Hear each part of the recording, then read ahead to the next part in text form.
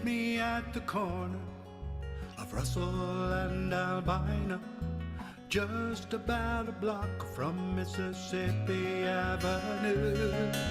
I'll take you to a house where they hang carpets on the wall, and if we go there on a Sunday, there's a song I'll take you through.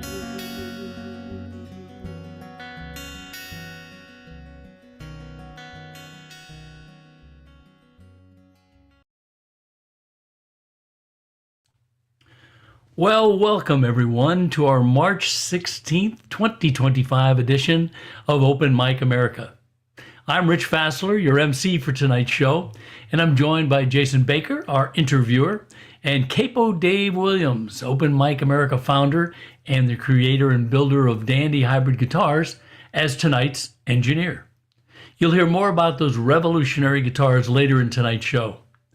Our mission at Open Mic America is to support your local open mics, where you can go to see songwriters performing their original music in person. Tonight, thanks to Zoom technology, we can travel all around the country and see those same performers in their own homes. Without gimmicks and frills, this is the DNA of American music, the tapestry of story and song that has been weaving us together for generations. So, listen, get comfortable, and I'll introduce tonight's performers. By the way, you can find links to their works on our website and on this YouTube video.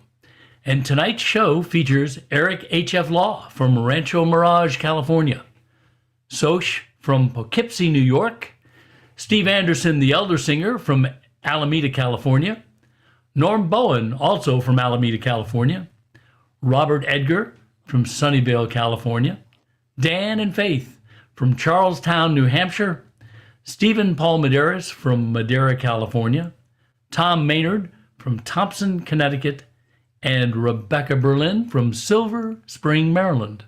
So, let's get going. Let's start tonight's show with our first performer, Eric H.F. Law. As I said, he's from Rancho Mirage, California. He performs mostly online concerts. He performs regularly at Senior Planet Open Mic, and on Wednesday, March 19th, he will be a featured artist for the Songwriters Showcase. He also gives a mini concert every third Friday evening for his fans online. So Eric, take it away. Thank you. So great to be back and see so many Californian singers joining us today. Yeah, so I've been writing trying to get more simple songs and that had a big impact, like in the good old folk tradition. So this is one of them. And I'm singing two songs that are fairly new in the last month I just finished. So this is called Anyway.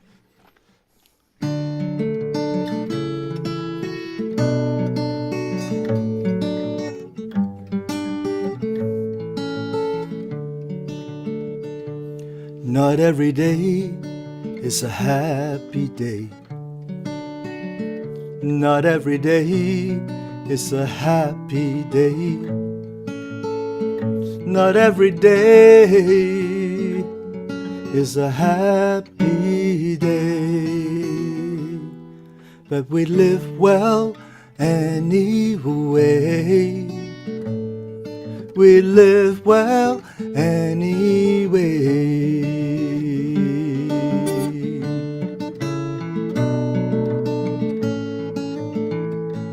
Not every voice tells the truth these days. Not every voice tells the truth these days. Not every voice tells the truth these days. But be honest anyway. Be honest anyway.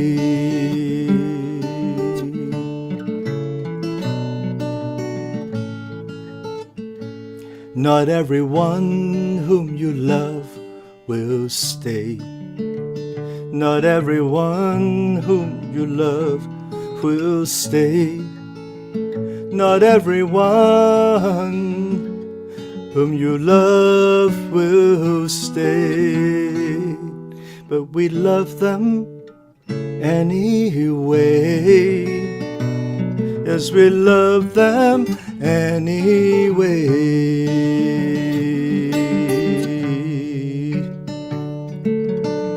Not every dream you dream will come true, but dream more dreams anyway.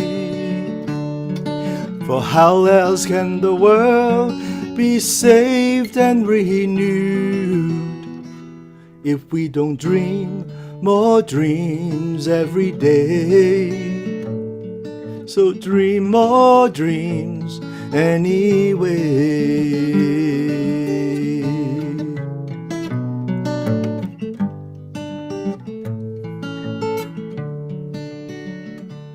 Not everywhere is a place of grace. Not everywhere is a place of grace. Not everywhere is a place of grace. But be gracious anyway. Let's be gracious anyway.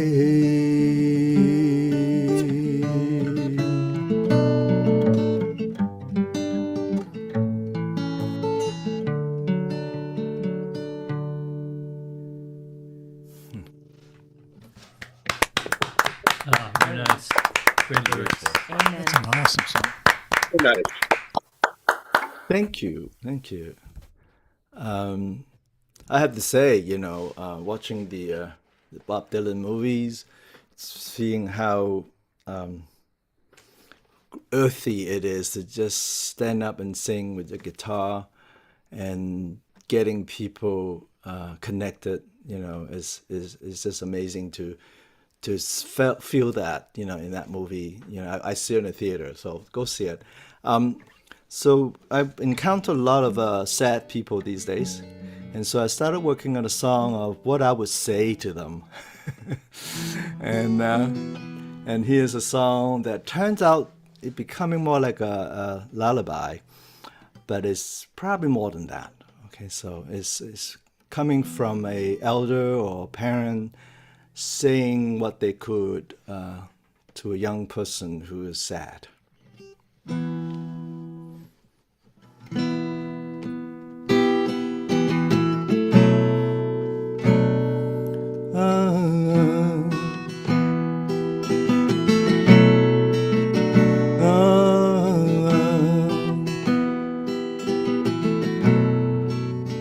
If I were wind, I'll blow away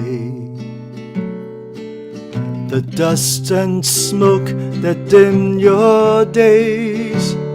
The darkening clouds I'll blow apart to let in rays of truth to warm your heart.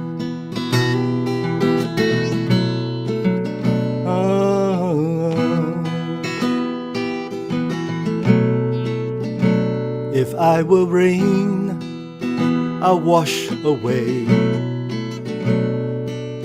the mud that shrouds your righteous way.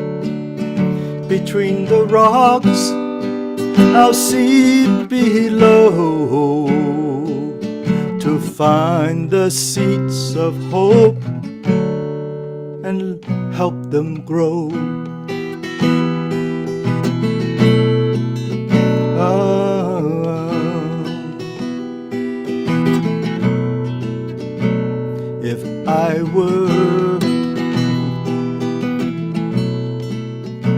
If I were a tree, strong roots I'll spread to crack the walls of threat and dread.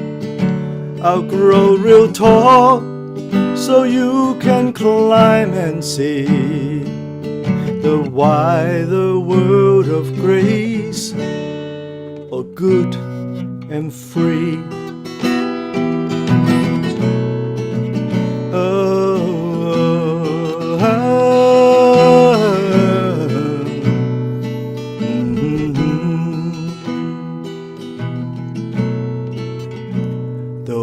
I'm not wind, plain truth I'll show.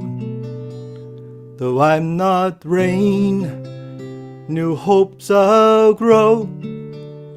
Though I'm not a tree, I'll stand upright and tall, and always lift you up when towers fall.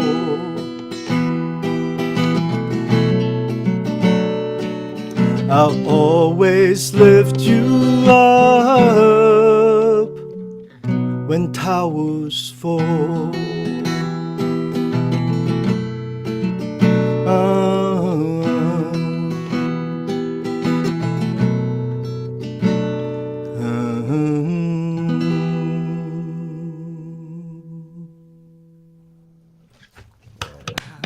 Very nice song, Eric. Two beautiful songs. Yeah, beautiful song. All right, let me pass you on now to Jason for a little interview, and we can find out a little bit more about you and your songs. Hey, Jason. Hey there, Eric. Well, I know a couple of people a couple of the acts who are playing tonight, and Eric you are one of them. We just for the folks know, Eric and I know each other through the People's Music Network, where we're both on the steering committee. So I was thinking about the fact that I knew some folks here, and I was thinking, what do I want to ask them? And I'm going to be asking everybody these questions, I think. But I think this is something I've been wanting to. I know some things about you, but I don't know everything about you. Mm-hmm. So, I think I'd like to know. I think I'd like our audience to know. Where is your musical origin story? What really gave you the idea that music was going to be a part of your life? Was it a particular event, an album, a song you heard one time? Was it always part of your family's life? How did you get started in music, as they say? Yeah, I grew up in a musical family. I grew up in Hong Kong. My family owned a music school, and I was a guinea pig for every new teacher they hired. So I never learned to play the piano right, because I would have a Bach teacher and then a Beethoven teacher, and so I never could be a concert pianist like my siblings, who were all concert pianists. So then someone bought a Peter Paul and Mary album and a Joan Baez album, and I listened to it until it wears out, one vinyl. And I picked up the guitar, and I taught myself to play like Peter and Paul, Noah, and realizing that I don't have to compete with my sibling, and I can do this. And then not until I arrived in the United States, I didn't realize what these songs were about. So you did start writing songs when you picked up the guitar. That was part of the whole thing. Was you writing your own tune right from the Yeah, I beginning? started writing at the age of 14 when I first arrived in the United States in New York City. And so what happened was that I realized the meaning of this land is your land. and then I said I can sing about the Chinese American experience. So I wrote songs about being Chinese Americans and travel all over Manhattan and sang as a 14-year-old kid. And realizing that I can write music, I can sing it, I can talk about my experience, and I didn't even know the word justice. And that was no word that I know of back then in Chinese. And I didn't know the English word justice until much later. And then I kind of go, oh, that's what I was doing. So music is very much part of this yearning to be myself, yearning to speak the experience that people don't know about, and valuing that. So So you were in New York City, and eventually you ended up on the West Coast. Did that just happen during your professional career there? yeah, my other profession is I was an electrical engineer at one point, and then I became an Episcopal priest. And Job change there? yeah, and I was in Boston studying theology, and I developed a following at the Nameless Coffee House. So music is always parallel to everything I do. Right in there with what you're doing. So move out to California, to do to be at USC at the campus pastor there and started a choir and did all kinds of musical things. So That sounds great. Now, yeah. tell us a bit about the songs we just heard. The first one was called, again, Anyway, Always, right? anyway, yeah. Anyway, right. Yeah, I was. What do you want to know? Oh, well, so, what led you to, so this is interesting. You were talking about simplicity right before. What led you to the notion of repeating the line, that as, as a way of, and changing the music underneath, I noticed, hmm as a way of sort of imparting gravitas, which it did. I think it hmm successfully did that. hmm What gave you that idea? Where did, does that come from from sort of the songs you learned back when you were starting to when you got those albums and started to learn?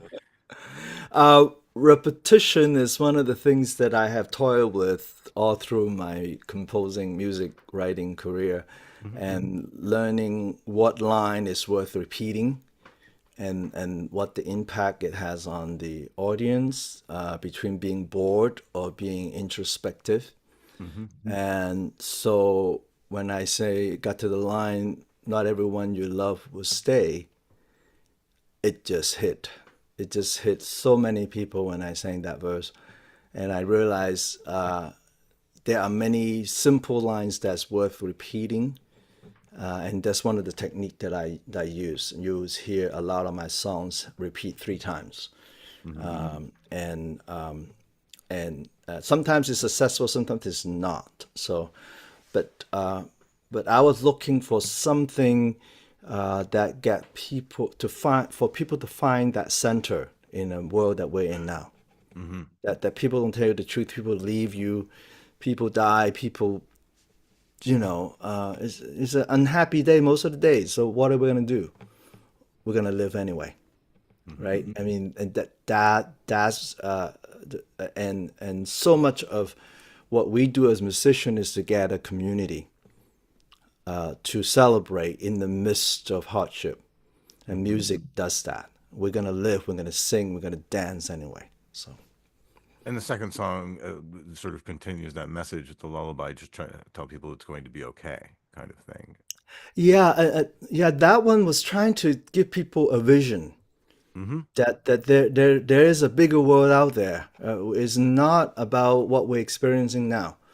There's a world that's being blocked by smoke and dust. You can have to climb up a tree to see it, and you got to know that the world of grace is out there, and we need to be a tree that cracked that wall, and so creating images that support this finding this vision is what I was looking for. So the wind and the rain and the tree actually come from Alice Walker.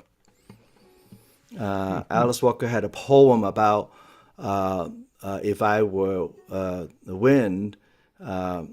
It's about how she would take care of children, and it was a sad poem. At the end, she said, "I'm not these things," so kind of ended there.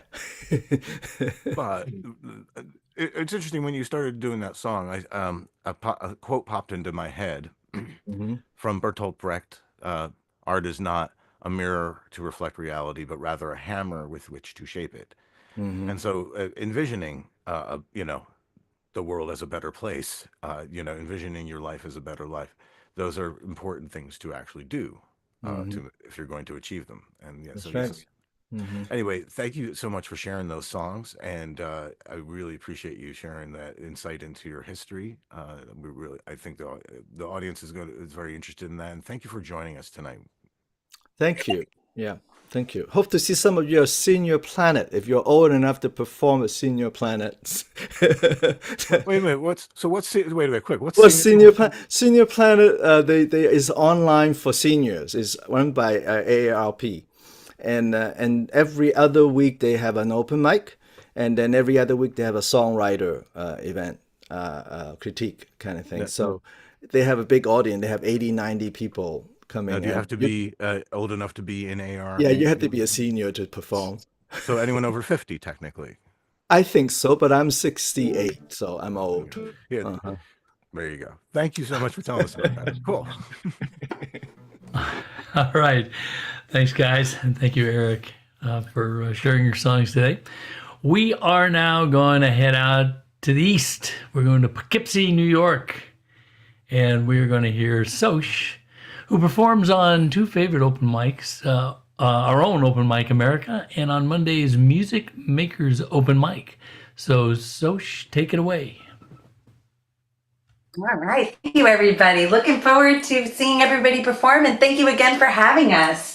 We're going to play some really stripped down versions of these songs. These are really like true band songs, but we want to show everybody, the song in the raw and the real. So we're going to play a nice song here for you. This song, if you really want to check out the album, you can check it out on Spotify. This song is off my album called, it's my self-titled album, but the song we're going to play for you is called Awake.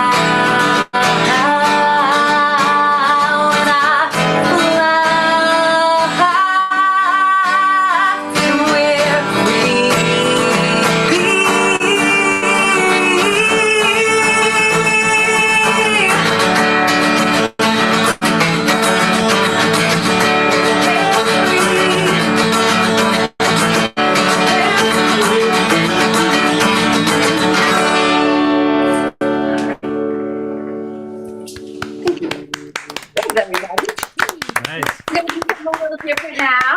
We got a little something fun. This is going to play Celtic Bouzouki tonight. So this is another rich song of ours.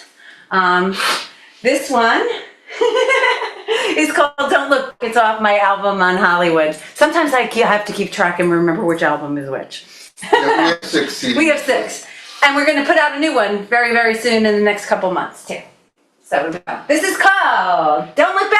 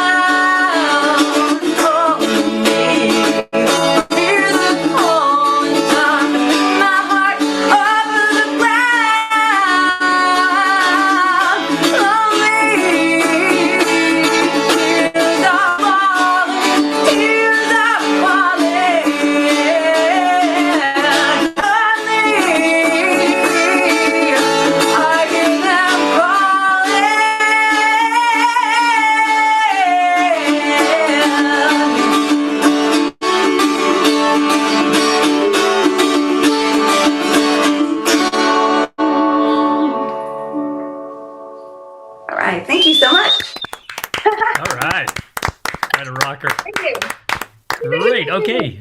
Let me pass you over to Jason now so we can learn a little bit more about you. Sure. Come on up. Come on up, Vince. Well, it's good. Howdy. It's good to hear you. It was good to hear you guys. Nice to meet you. I've not heard you guys before, and I really like the energy. That's for sure. That it sounds great. And who doesn't like a Celtic bouzouki? Of course. That's a wonderful sound. Really? Yeah. And you can both answer these questions. So I'm curious about everyone's musical journey tonight. I'm going to ask folks to talk about. Can you tell me what's your musical origin for you? What is the when did you know that music was going to be part of your life, and what was the catalyst? Was you a musical family, an album that you heard, and when did it transfer over to writing and performing as you're doing? Okay. Well, I think probably my very first musical experience was like my grandma used to bug me to sing, and she took me away on Wildwood, New Jersey one summer, and I was singing in the bedroom and she caught me, and I was like, oh, and she's like, you better sing that again. So she made me sing it again, and I forget what I was singing. It was something like, I think my sister was in like one of her like school plays or something. So I was just like singing songs, like, you know, we were rehearsing or whatever, you know. And she's like, you better do something with your voice. So that was my ticket to do my thing. How about for you? Oh, for me? Really a Kiss. I'm assuming it was a Kiss concert, right? Well, Ace Frehley and Frank Zappa were basically the people that made me pick up the guitar. Yeah. And that was when I was a young teen. My parents had no idea I was listening to Zappa in the bedroom. If they did, they would have censored me. That's okay. When I was in college, I picked up the harmonica, and I started jamming on that. And I was jamming to my friend's original song. I really dug the fact that they were writing songs. Yeah. And I knew I had it in me. I took a lot of poetry classes to write some lyrics. I knew I could do it. So it took a couple of years of working hard, but I started to be able to write my own tunes. And then we hooked up and we started writing our own tunes. Yeah, we met at open mic one night. Yeah, we met about a little over 20 years ago. And then and the rest is history. So And the rest is history. here we are writing and performing There to we this go. day. And Open Mic America, yes, we bring you the stories of how open mics create greatness and bring people together. So you guys, you have clearly have a working relationship. So most of these songs composed together? One of you doing the music, one of you doing lyrics, or is it just back and forth?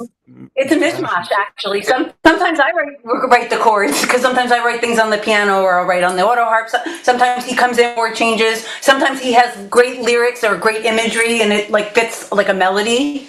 I mean, it kind of just depends. And no two songs that we write are the same. Yeah, we've got over 100 songs published, about 60 or 70 released on CD. I'd say if you look at the picture as an overall, it's definitely a co-writing partnership that we have. You know, sometimes it's me, sometimes it's her, sometimes it's us, but all in all, it's us. So. Yeah, it doesn't go out without either one of our stamps of approval, I guess. Yeah, well, Good partner. she gets the Sounds like a fun good end. partnership. I'm glad to hear that some songs that end up being played by a full band, a band, start on the auto harp. That's actually kind of cool. So can you tell us briefly about those two songs? Your songs seem very deeply personal. I would say it seems, the lyrics seem to be about, and heartfelt. I will say, in the delivery, surely. Can you tell us a bit about each of those songs and how they came to be? What was the inspiration? I mean, not a lot of people would have the guts to write a song about when I die. That's actually something people avoid mentioning death in songs because they're afraid to alienate the audience. So how did you come across that idea? What's that? You can answer, sure. Okay. Well, in terms of the way the music is, my friend was over one day and he left the guitar in open key tuning. Yeah, and I had no idea what it was when I picked up the guitar, but I decided I was going to learn a song in that tuning. So, hence "Awake." It became. As far as the lyrical inspiration, well, we lost 3 parents in 2.5 years between the two of us, and death was on our minds. It was prevalent. It was a big theme for us. For me, I was like, well, if I'm going to die, I want to die looking in my loved one's eyes. That's right. I want to die awake. When I fly, I want to take you up to the sky. And that's kind of where that comes from. And the rest of the song built around that idea. I think it kind of means to me like undying love and fealty to someone that's very important to you. Yeah. And then the second song with the bouzouki, our dear friend Mike Party, who unfortunately passed, earlier this year, introduced us to a lot of cool, weird instruments. Like he was loving, telling us about mandolas and bouzouks. He was the biggest Tull fan. Like when I'm talking the biggest Tull fan, I'm like, I can't even describe how big of a fan he was. He died just a couple months ago, and he was buried with the Jethro Tull shirt. So yeah, he turned me on to the bouzouki. Yeah, he turned me into the bouzouki, which I had never heard of before. Yeah, and I dug it, so I bought one and learned how to play it, taught myself, and learned how to write. We wrote a song on it. We wrote a song on it. So that thing, we buy an instrument, and we're gonna play it, we're gonna use it, we're gonna write a song with it, and then it's done its purpose. Then it's cool. I like the idea that each of these songs did start with an open tuning guitar, a bouzouki, or something different that triggered something creative in you, but then you guys went and Yeah. We found some way to marry some we don't do lyrics that to all. it. Yeah, we don't do the tunings and stuff all the time. No. We decided to do something. This is our third time doing this open mic that we love, and we decided this time to do something different. a little different for us. We had to rehearse these songs a little bit. It's been a while, and Yeah. and do something different for you guys. So Yeah. Well, thank you for doing that and taking the time and effort, and thank you for being here. It was great to hear you guys. Thank you for having us, as Great to always. talk to And you. if you guys like what you hear, yeah, we're on Spotify, we're on YouTube, just stop. We're there. Pronounce it again. Thank you. We're under Zoch, Xoch, Zoch, and Zoch.com, right then? and Zoch.com, of course. There you go. All right. Okay. Thanks, Thank you, everybody. Zoch. Thank you so much. And we're going to head out to the West Coast now. And we're going to listen to a performer who's been on this show many times. Always a pleasure. Steve Anderson, the elder singer, living the island life on Alameda, California. He performs at Gilman Brewing in Berkeley, Luigi's in Martinez, and Yetwa in San Rafael. So, Steve, you're on.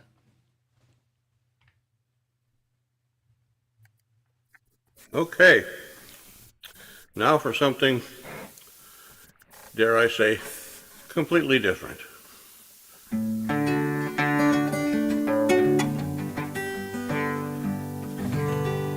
But I need to start it again because I'm old, you know, I need to warm up.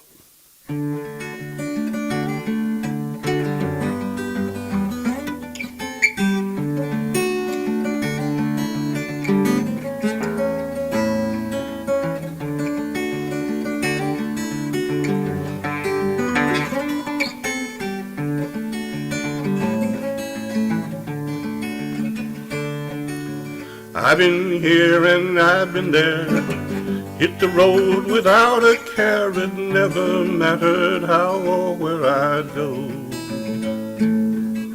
Amazing things would pass me by as down the highway I would fly, escaping from something I just don't know. There must be something up ahead, the life I've always wished I'd led, but never figured out just what it was. Anticipation drives me on, though I don't know just where I'm going. I see a happy ending to my quest. Stories tell of open spaces, happy homes with smiling faces, living lives they'll tell you are the best. Utopias, euphorias, to find a simply glorious land where everybody gets along.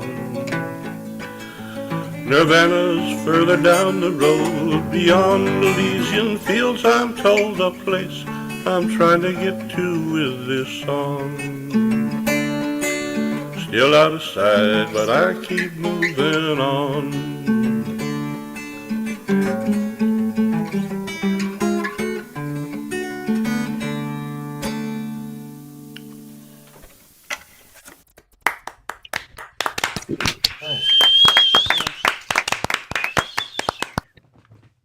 This is a dandy guitar, by the way. An amazing instrument. So now I'd like to play about a man of indomitable spirit. Sometimes I like to think of myself that way, but not to the degree that's reflected in this song.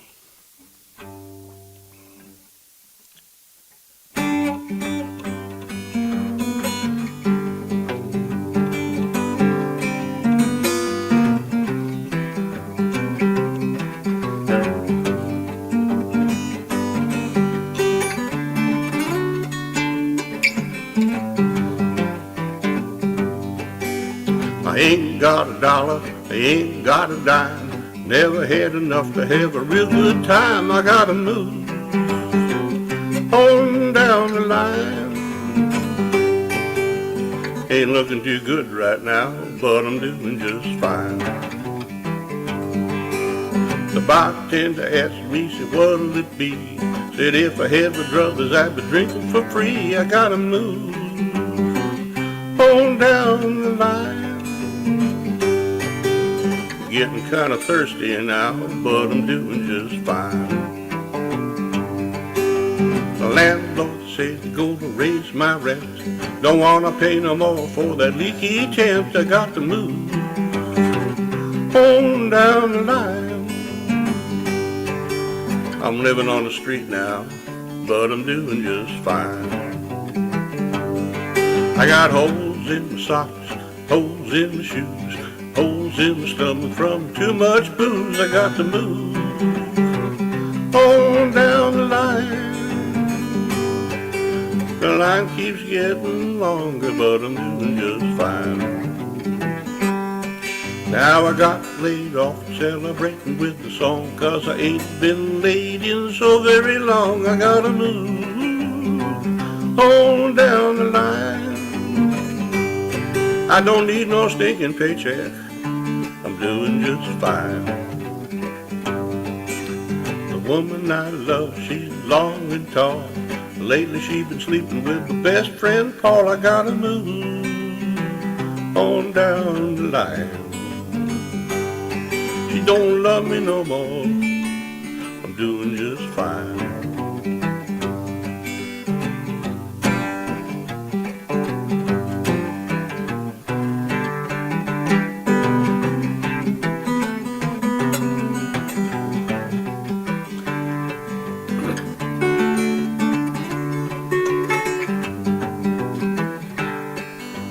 Got a new suit, got a Stetson hat. The doc says I'm a pope, so I'm dressing like that. I gotta move on down the line. Don't look like I'll be getting any, but I'm doing just fine. Well, I died last night, they're gonna bury me today in a cheap wooden box, 'cause I couldn't pay. I got to move on down the line. Life's been good to me, I'm doing just fine.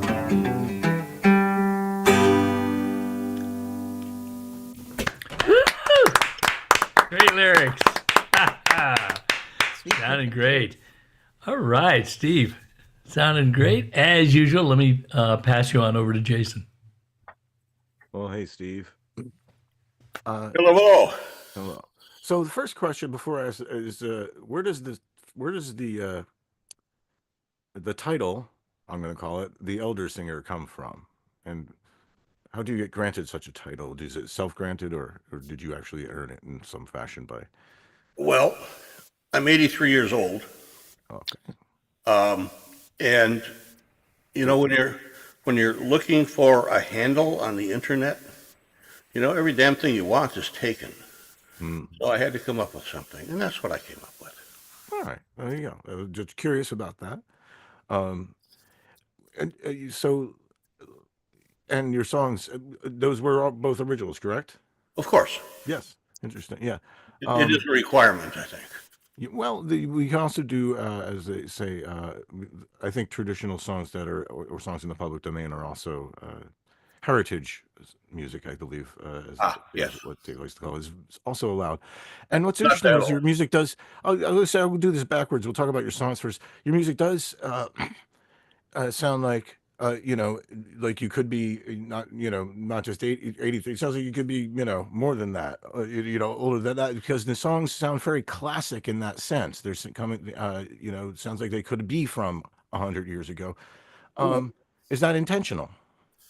Well, I didn't think of it in those terms, but I'll tell you, I'm glad to hear that. That sounds good to me. Right. It was great. Right. There was people, as Dylan once said, well, the people 100 years ago were doing really cool shit. So, anyway, so let's talk about where did you, so 83 years, where did you start in music? What gave you your first inclination of you're going to do, that music was going to be part of your life? And then when did you start writing music? I was born with ADHD. Nobody could get me to sleep. My mother found out that playing a A 78 record on a wind-up Victrola of Verdi Celeste Aida would put me to sleep. So she did that for a couple of years, and that was the beginning of it. And then in the Navy, somebody left a guitar in horrible shape, and on aboard ship, there's times when there's nothing else to do, so I played with it. And then I got to where I liked doing it, and then some guy showed up at a coffee house playing a 12-string, and I went nuts over that, and then got a 12-string, and I bought a 12-string in 1963 that I still have and I still play. And then I quit the guitar, quit singing for a little over 50 years, and in 2018, end of 2018, I decided I should get it out, and I started to play a little bit. And it wasn't too long after that, I thought, well, maybe I should write something. And then the pandemic hit, and I thought, it's time to learn how to play a 6-string guitar, because I've always been playing the 12-string. And that and the pandemic got me thinking, I needed to write some new material. So I did. Excellent. Well, that's interesting. A lot of people did write a lot during the pandemic. Now, these two songs we heard tonight, can you tell us about the sort of, where they came from? What was the sort of inspiration for each of those? Well, a lot of my songs have to do with traveling. I'm one of these people who likes to get on a Harley and ride all over the country, and I've been in 49 states and 9 out of the 10 Canadian provinces, and so that's a big part of where I'm coming from. I worked a day job like everybody else to earn a living, but that traveling stuff that kind of changes you. So a lot of my songs are about traveling, and that one was just one of many that I like to. It's a fairly new song, and I haven't quite mastered it. I like the guitar stuff that I did on it, although I didn't do it very well today.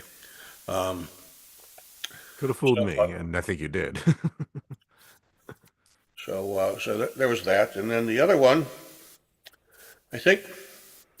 One of the things that I really enjoyed when I was back in the 60s, when I was learning to like folk music, was jug band music. And for some reason, I kind of link what I did with that last song with what I heard on the jug bands. It's just kind of I don't know how to describe it, a rhythmic way of presenting a song that just really resonates with me. And I think with me too, and I think with other folks as well. Again, that's sort of what gives it, I think, a classic kind of feel, as if you had pulled a song that nobody knew from 100 years ago that is a hidden gem and there it is, but it's you. It's like that's really, I think that's a wonderful. I think you could play up that, just so you know. The whole elders say you could, now that you can get vinyl reasonably cheap, you should make some vinyl, but make the labels look really old and say, well, this is from, and pretend you're a vampire or something, and you're 150 years old. It's like, well, I recorded this back in the 30s, but. Someday I'm going to get serious about recording my stuff, but well, I think you should. I think these are delightful. It's delightful stuff, and your guitar work is exquisite, I'd say, in fact. And so it would be a shame not to get that down on for posterity, please. So thank you for joining us and sharing it with us here tonight. I'm glad we could have a record of it here. Well, thank you so much for your kind words. All right. We look forward to that music coming out. And, we've had so much fun on Alameda Island that we are going to stay on the lovely island of Alameda. And we are going to listen now to Norm Bowen. And he performs at Home Base, Fireside Lounge in Alameda, California. Also plays at Front Porch in Lafayette, California. And you can check out his CD, The Lupines and the Poppies, Songs of Love, Loss, Injustice, and Resistance, which is available at his website and on streaming services. And just in case, if you happen to be in France this coming July, you can catch him at Cave Cafe in Paris. So Norm, take it away. Well, thank you, Rich. That's a very nice introduction. This first song is a new song. I wrote it. We were in France over the holidays, and our very best French friend, the woman in the couple, died suddenly. We attended the funeral and the celebration afterwards, and I wrote this song as a tribute to her. It's called "Snowflakes Fell on Black Umbrellas."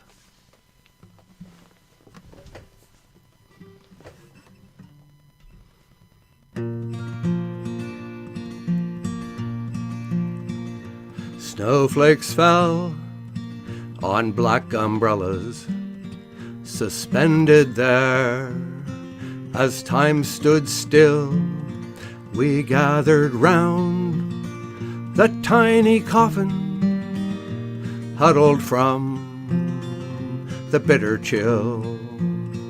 We sought the warmth of friends and comrades, mustered now a chance sublime, comrades in arms of ancient struggles, lost somehow in the winds of time.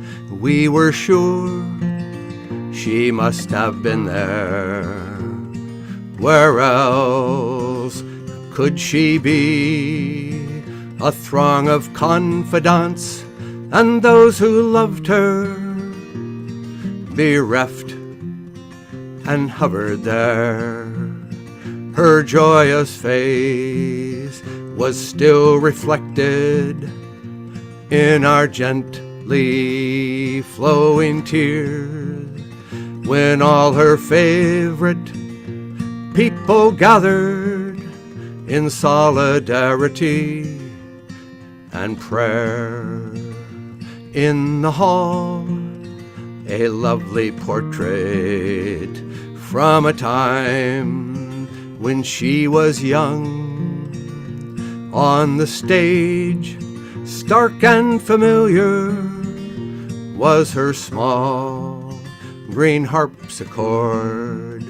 We filled the house to overflowing, grateful to escape the cold, sharing in the proffered bounty of our lost misericord.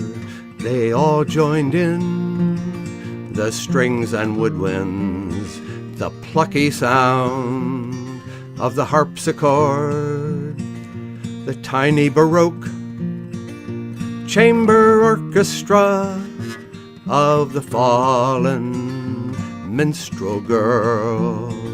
Music swelled from every corner, though no one raised hand or baton.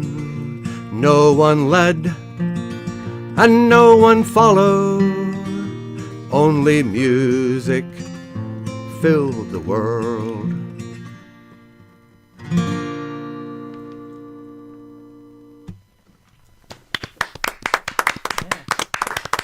Very nice.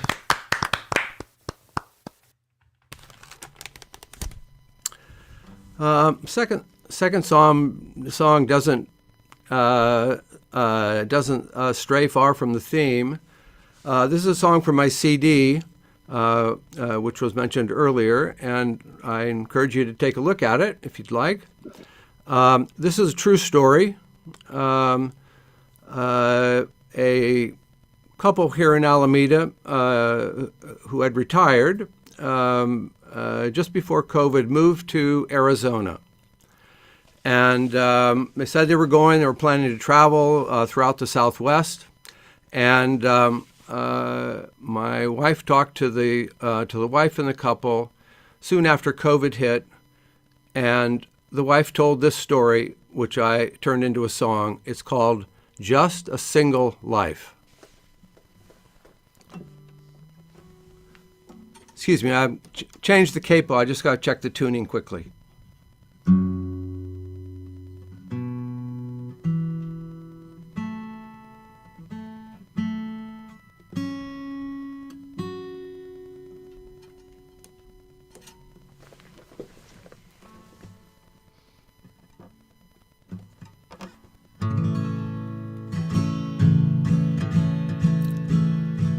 Started with a case of the sniffles, the kind that you get every year.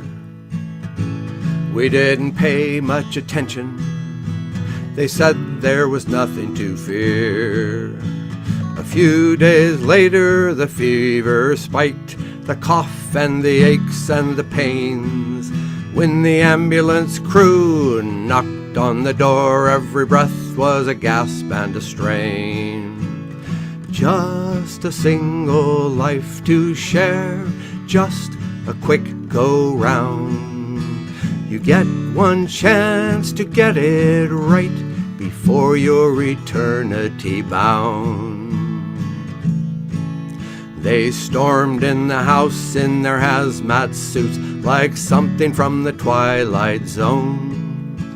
They said that I couldn't go with him. I had to quarantine here at home. I never was able to see him again, and he couldn't talk on the phone. Surrounded by his hazmat healers and tubes, he died in a bed all alone. Just a single life to share, just a quick go-round. You get one chance to get it right before you're eternity bound. We could not gather to grieve him. The funerals had all been banned.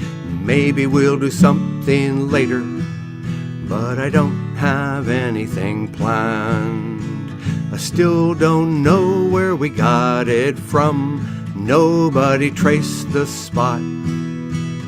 We hardly took any chances at all. We wore our masks more often than not. Just a single life to share, just a quick go-round. You get one chance to get it right before you're eternity bound. No, I don't plan to get the vaccine. It's some kind of crazy trick. They say that it gives you a fever and chills. What the heck, I've already been sick. I don't get out of the house these days. I just sit here wondering why. Wiping the doors and the countertops in case anybody were to drop by. We never made it to Mesa Verde, the Pueblos, or Canyon de Chelly. The Forbidden Art at the Hotel La Fonda, the O'Keeffe's in Santa Fe. Just a single life to share, just a quick go-round. You get one chance to get it right before you're eternity bound.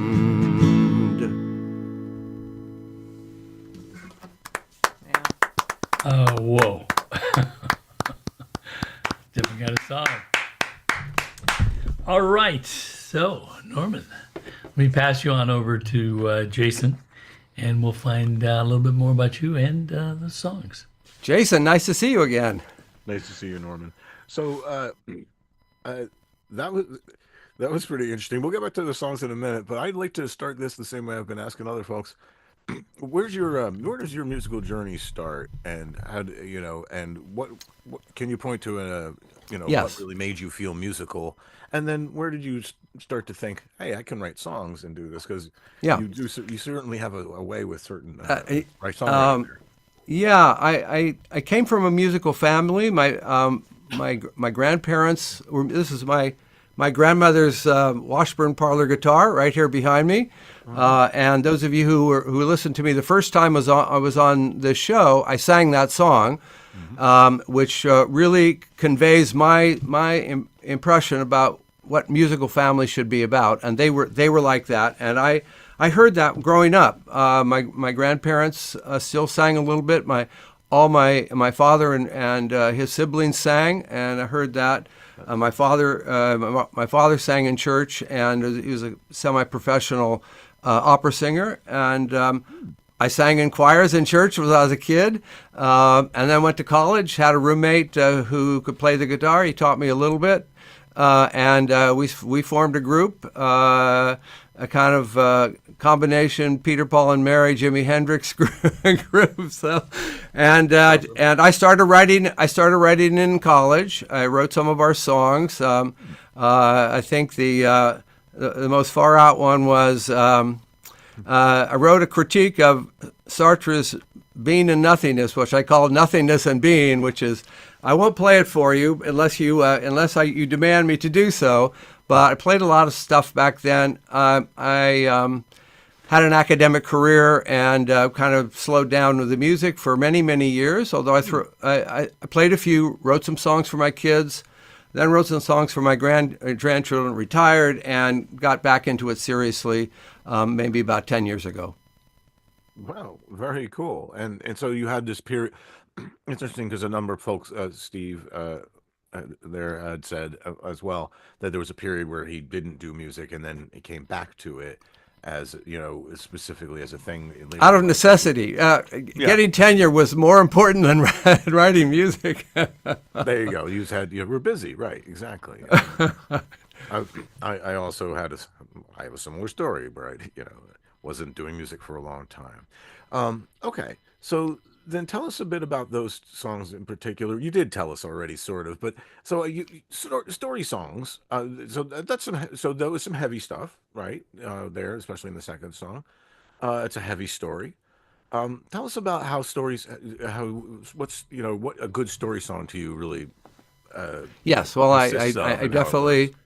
I definitely, not all of my songs, but many of them are story songs. They're in traditional folk music keys and structure. I think it's important to maintain and revive the storytelling part of folk music, which in many traditions, that is the way history is passed on. On my CD, there are 6 racial justice songs about racism in California, historical songs based on a lot of historical research that I did, and I don't think I've played any of those on Open Mic America, but they are. They're the result of realizing that so much of our history here has been lost, and students didn't know about the atrocious things that happened to Native Americans and to blacks here in California, because of course we think we're superior to the rest of the country. So, hey, hello, Willie Mays couldn't buy a house in San Francisco in 1957. That's one of my songs.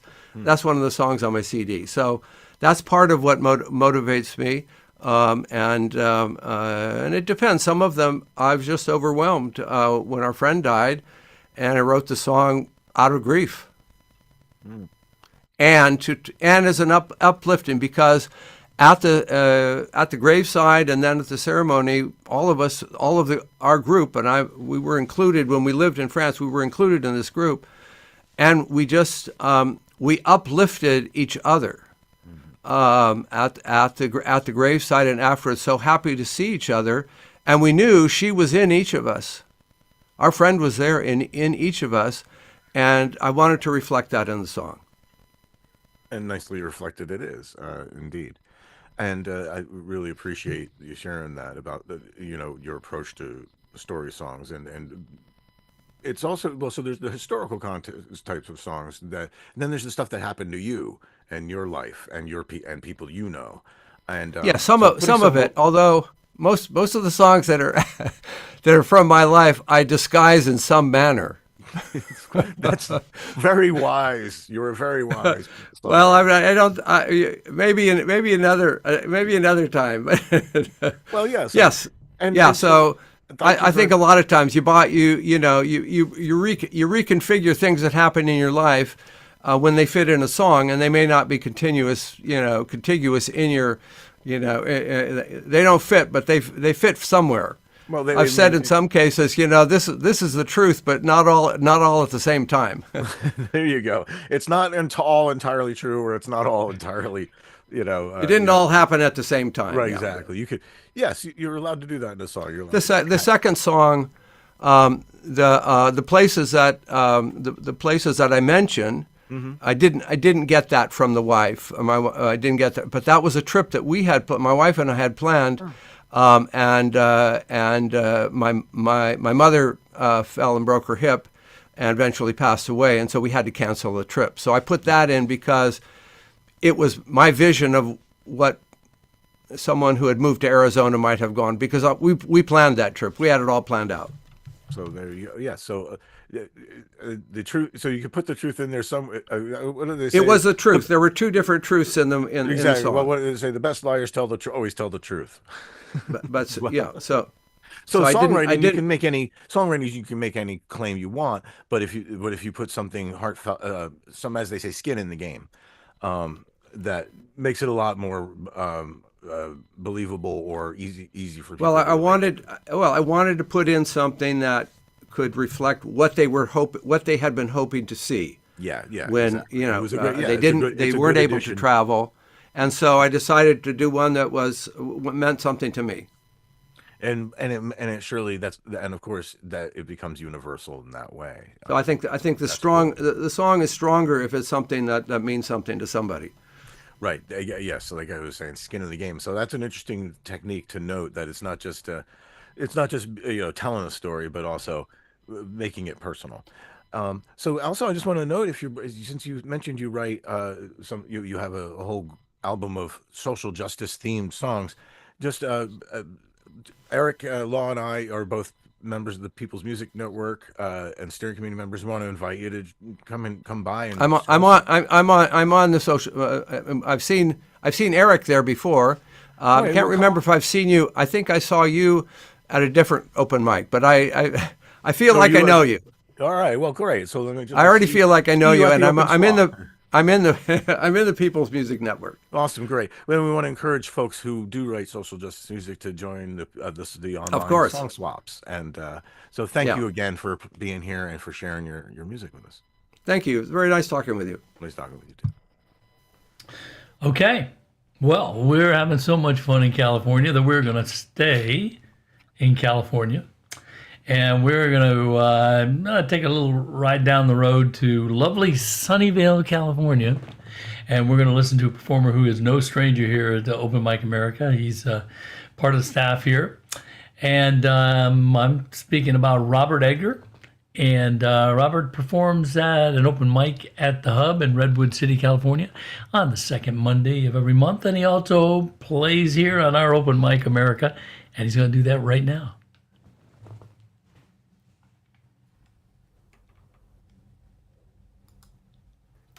And hello, thank you.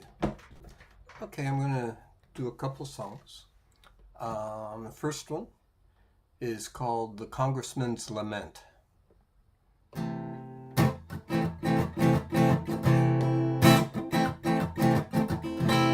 barely see the door I came in. Can't understand this compromise. My secrets all have just gone viral. All I can do is rub my eyes. How many ears have heard our stammers? How many nightmares do we dream?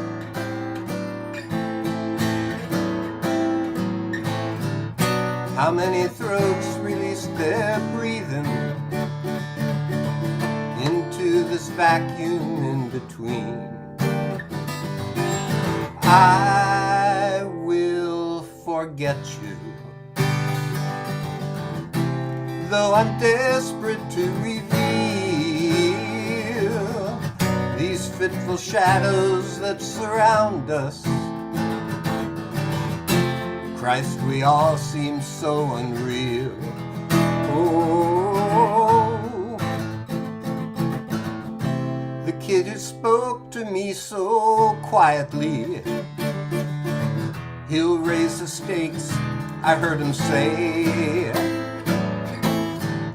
Though he professes worldly wisdom, he seems provincial all the way.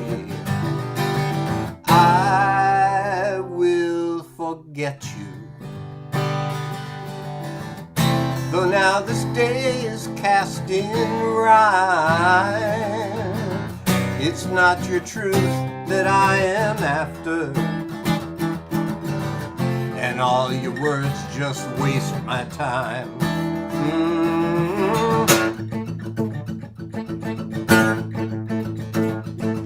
Where is the soldier who carries me to safety? Which is the mirror that proves I exist? Where is the thief who leeches on my pain? Who is the lover to sanction all my lies? Where is the patriot to die for me?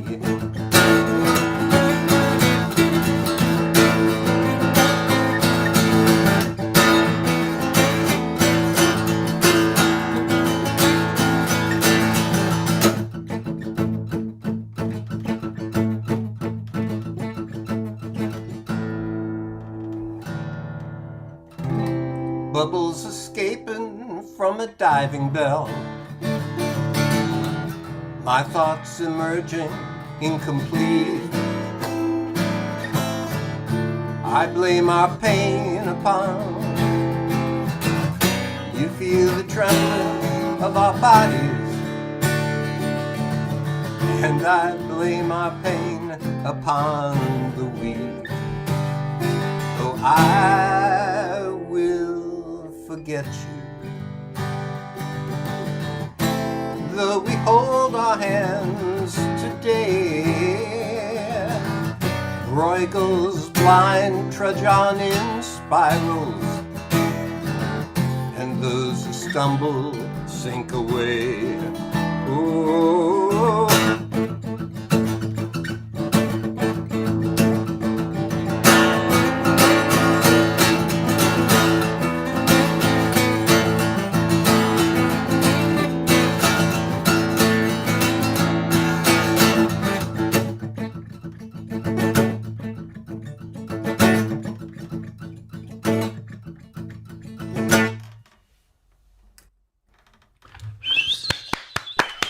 thank you.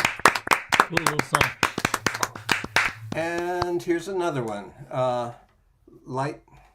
lighthearted and fitting with our the environment right now here in America. This is called Cemetery.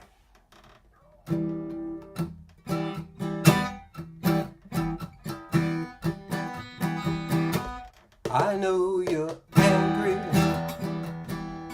I know you're broke, I know you love your American freedom, searching for a smile and a Coke.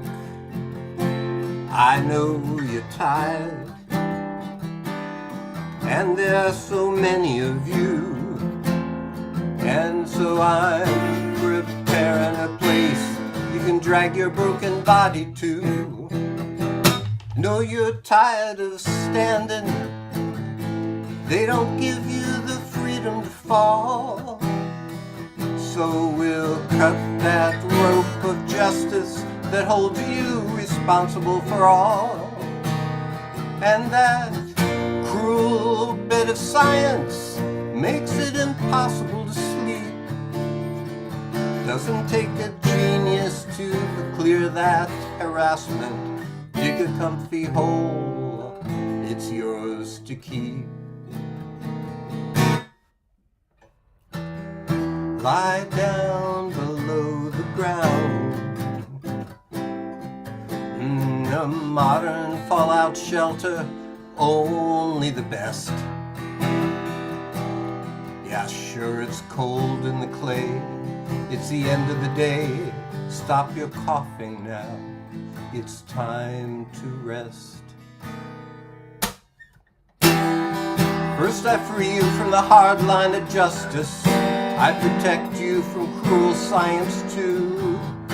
Then I free you to infect each other. And a nation turns a cemetery just for you.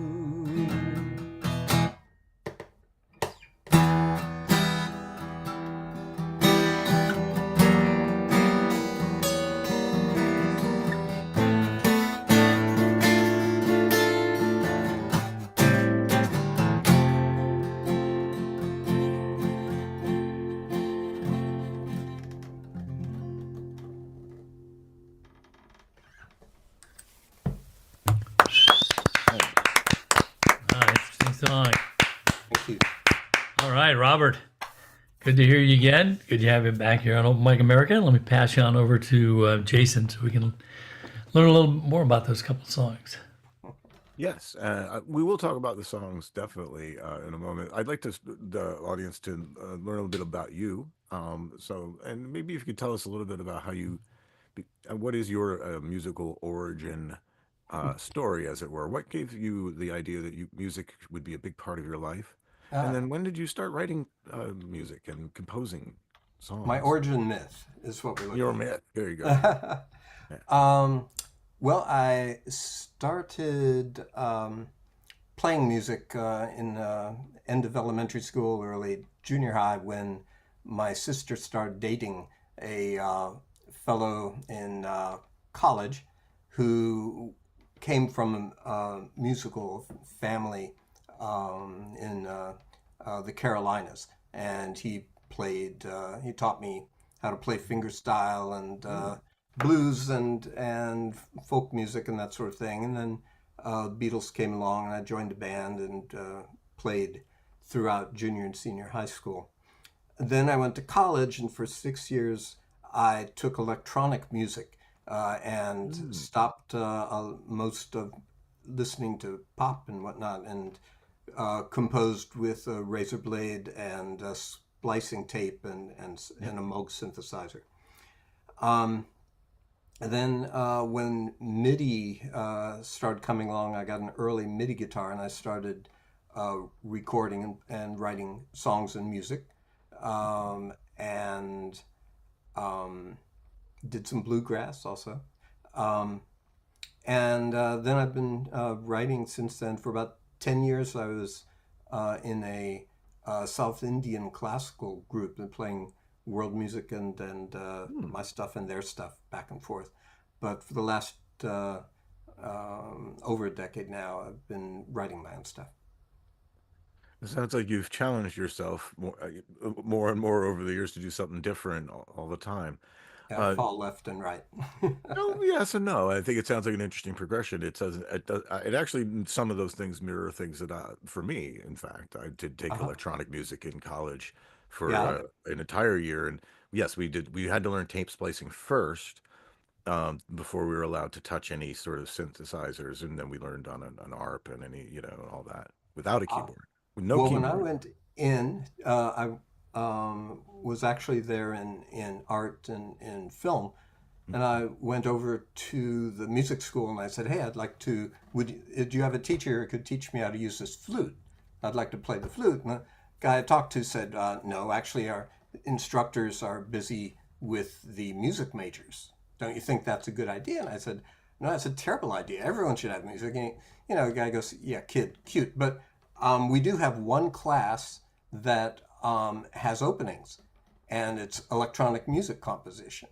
And all the music students were terrified of it because they thought it was a passing fad. This was in 1970. So it was, electronic music wasn't going to be something that was going to stick around. So I got to take that with the professor who had studied with Hindemith. It was a real class.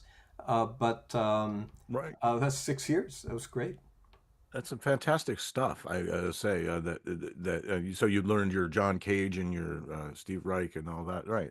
I yeah, I could go on more about specifically that, I but yeah, let's know. Yeah, I heard I say them, that met sounds like them a all. rabbit hole the rest of the audience won't be interested in, but we should do that sometime. But so yeah, so I just wanted to comment on something about that first song, and you can tell us more about it. Okay. Now your name is Robert Edgar, Yeah. and you called that the Congressman's Lament. Was that correct? Yes. Uh-huh. Are you aware that there was a congressman named Bob Edgar from There Pennsylvania? was. Oh, yes, there Yes. was. It Just certainly you're was. not Yeah. him, are you? No, I know you're not him. Just kidding. And I respect his politics too. Yes. So it does not just nothing to do with Bob Edgar. He was a very good guy. Yes, in fact, Yeah. if I recall. Yes, this is not for him. Right. No, it didn't sound like it was about him at all. Yeah, so so you write songs that are have topical themes. You want to talk about those songs a little bit?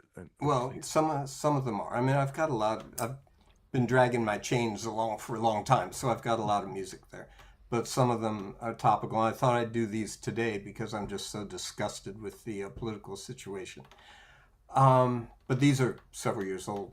Congressman's Lament. I think both of these songs were written the way that you have a questionable narrator, the way that Randy Newman would have them. And I think both of these are written with that. I could see the personal side of a congressman who would just be dripping with cynicism, and this came out. This was How on do the you song. how do you so that's an interesting approach to songwriting that is actually it's a very specific and niche kind of approach, and it's easily done badly, I'll just say, to write from the opposite viewpoint, shall we say, or play the devil's advocate, or write something that's sarcastic or ironic. Yeah. It's easy to be misunderstood. How do you think you manage to make them feel, I didn't you hold break back. what's that? I didn't hold back. It was as nasty as I can make it, and in today's So environment, I probably would have gone even further. so that's an element, is if you're going to do this, go for it, go over the top, so it's very clear that it is not so it is not really what you think.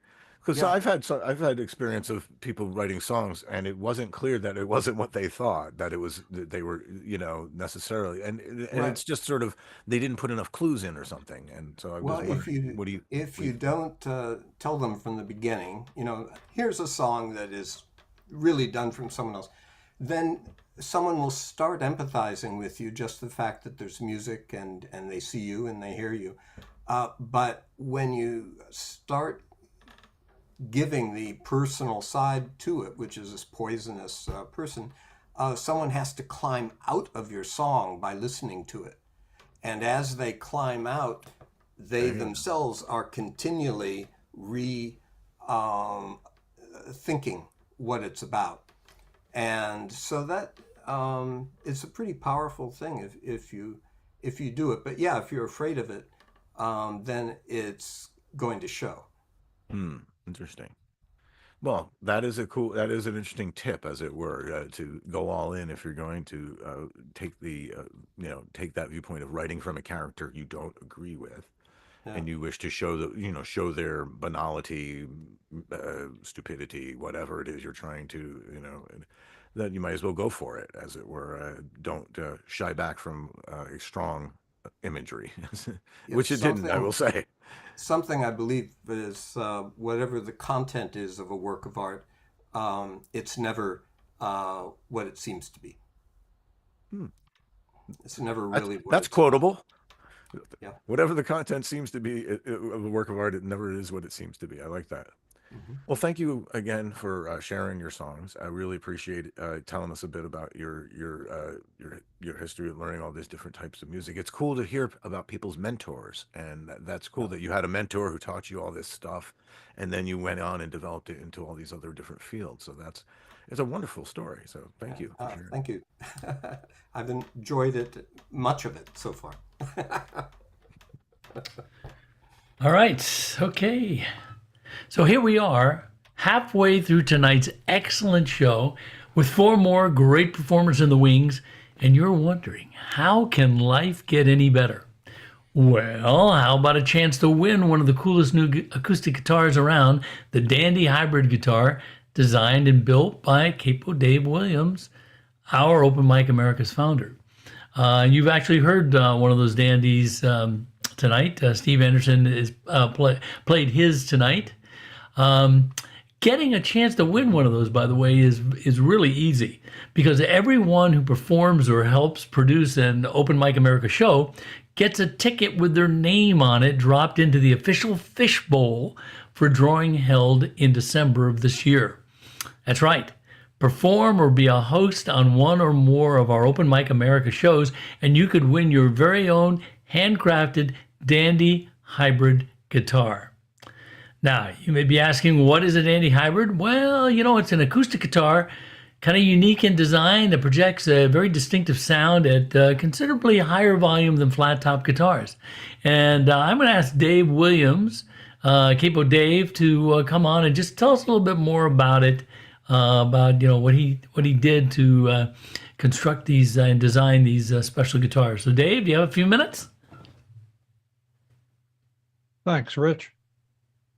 Yeah, after 34 prototypes, I finally got the design to where I believe it's at a stopping point. The guitar that Steve played tonight has been upgraded to that stopping point.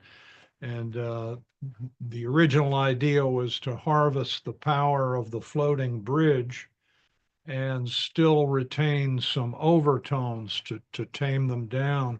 So I finally came up with this secondary pin bridge, which, as far as I can tell, is unique and is not used on any other guitar that I've ever seen or searched for. So the other things that make a dandy are that the top of the guitar is a high dome, twice the radius of a flat top guitar.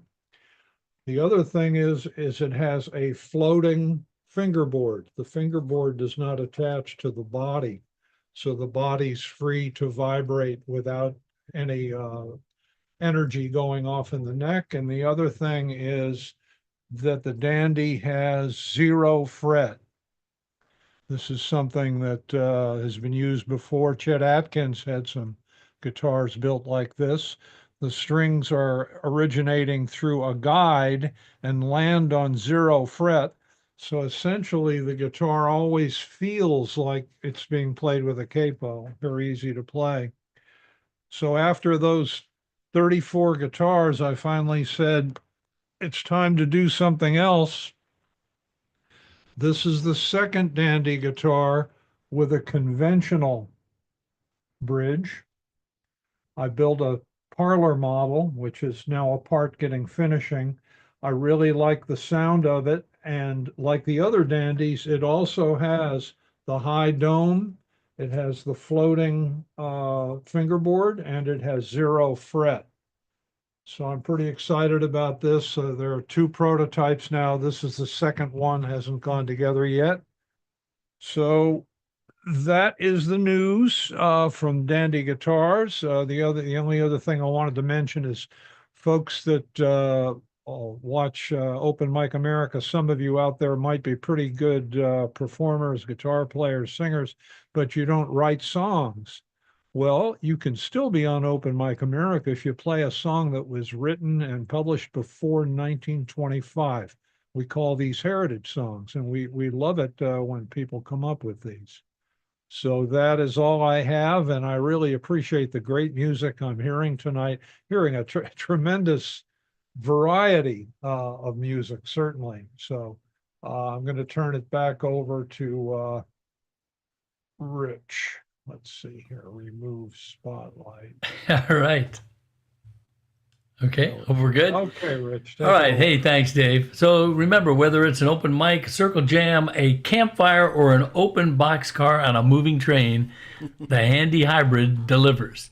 And you can learn more about them and hear them played on the website dandyguitars.com. And a link will be placed in the YouTube chat. And you can also find a link on openmicamerica.com homepage. So check it out. Okay, moving on with the rest of our show tonight. We are going. We're on the East Coast now. We're going to Charlestown, New Hampshire, and we're going to listen to Dan and Faith, another duo who has been on here many times, and always a great performance.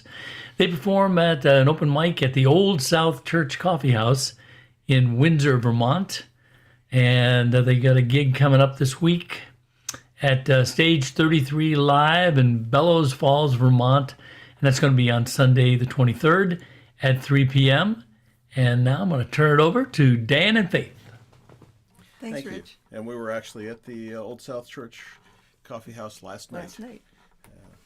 So, ready? Yep.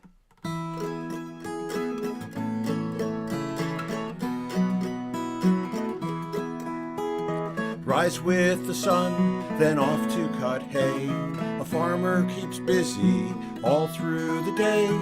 When evening comes, we all shall play and dance by the light of the moon. The rhythm of seasons, year after year. Hard work and chores, yet we're still here.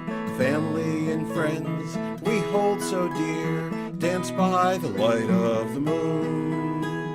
Dance in the morning, dance at high noon. Dance round the hayfields all afternoon. Dance by the fire in midwinter's gloom. Dance by the light of the moon. Life is a dance, the ebb and the flow. The moon moves the seas, here down below. Plant seeds in the spring, we nurture to grow. Then dance by the light of the moon. Dance in the morning, dance at high noon. Dance round the hayfields all afternoon. Dance by the fire in midwinter's gloom. Dance by the light of the moon. Sharing our hearts with true peace. Let go your fears, find sweet release. Our hold on this planet, just a lease. So dance by the light of the moon. Dance in the morning, dance at high noon. Dance round the hayfields all afternoon. Dance by the fire in midwinter's gloom. Dance by the light of the moon.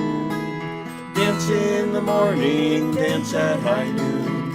Dance round the hayfields all afternoon. Dance by the fire in midwinter's gloom. Dance by the light of the moon. Dance by the light of the moon.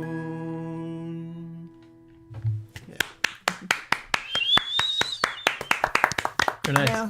We're now most of our snow has melted off in the heat that we've had the last couple of days, so there might be some places to dance out there now. Yeah, we have big hay fields on our property. A local dairy farmer hays the fields. He gets the hay, we get to have fields. No money changes hands. But he'll bring us a truckload of manure when we need it for the garden and for the fruit trees.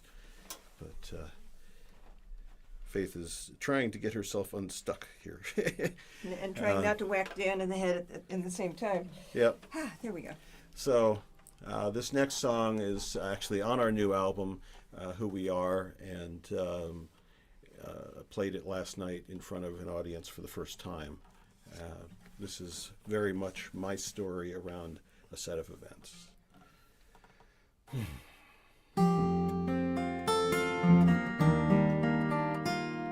Another night out on the road, another town I'll never know. And though it seems a friendly place, it's my hometown I cannot face. So many years have come and gone, though it never really seems that long. Since that sad and awful day, scars so deep won't fade away. There were ghosts on the sidewalks of my hometown, covered in ash when the towers fell down. Couldn't tell black from white, each one looked the same in the shadows of those who remained.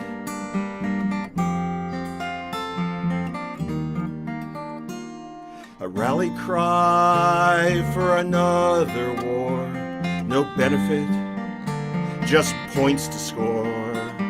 Seek revenge and don't back down, that's how the future drowns.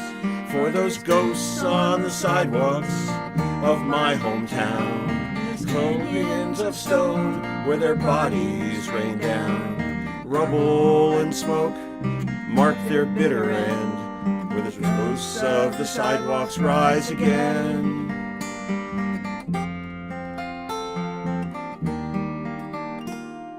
How much hate can we retain and claim we're right again? And the fear it's time for love, and hope that it's enough. For those ghosts on the sidewalks of my hometown, still haunting my dreams since the towers fell down. Will we ever learn the lessons of that day? An eye for an eye is not the way. An eye for an eye.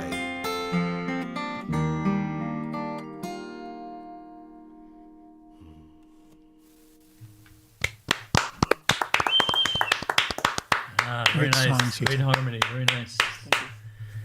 Okay, Dan and Faith, great to see you again. Let me pass you over to Jason now. Well, guys, it's good to see you. Just so folks know, I know Dan and Faith quite well. They've been actually mentors to me, and I thank them. And I really glad to see you guys again. I'm always glad to see you. I'm just always glad to see you, and that's very true. Now, I know a bit about you guys, but I think our audience may be interested in hearing some of your story. So if you would each in turn, please tell us a little bit about where you started. What really was your turning point in beginning music as a big part of your life? And then when did you start actually writing material? And were they close together or not? Should I start? How about I start? Well, you can start. Yeah. That'd be good. As far as where music started in my life, I don't remember. It started so early because everybody in my family sang. My father and both my brothers were at one time or another in the church choir. My grandmother sang. I am of Welsh heritage, and Welshmen sing. It is what we do. So when I was growing up, I didn't necessarily know the melodies to most of the songs of the 60s and 70s, but I could sing you a pretty mean harmony line for a lot of them.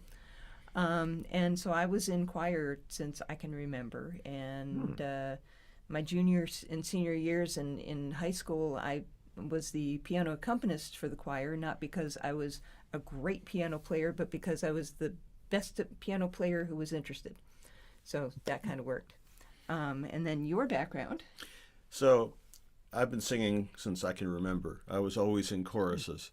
My parents, my dad was very into jazz, and my mom got to hear Pete Seeger when she was in college during the time when he was blacklisted. So I grew up with Pete Seeger, children's albums, and and the Weavers and stuff like that. But I was always in choruses, and from different schools I was in, and then in junior high school I was in the Manhattan Borough-wide chorus. In high school I was in the All-City Chorus in New York City, which at the time was 350 voices, and then also was selected to be in the concert choir, which was 50 out of the 350, which you got into because somebody else who was already in the concert choir recommended you to the director. And we sang for every visiting diplomat in the city. Ed Koch was the mayor, and we were his entertainment whenever he had guests. So we sang in every space in New York, from the smaller churches and hotels or wherever to Lincoln Center and in Herald Square and you name it.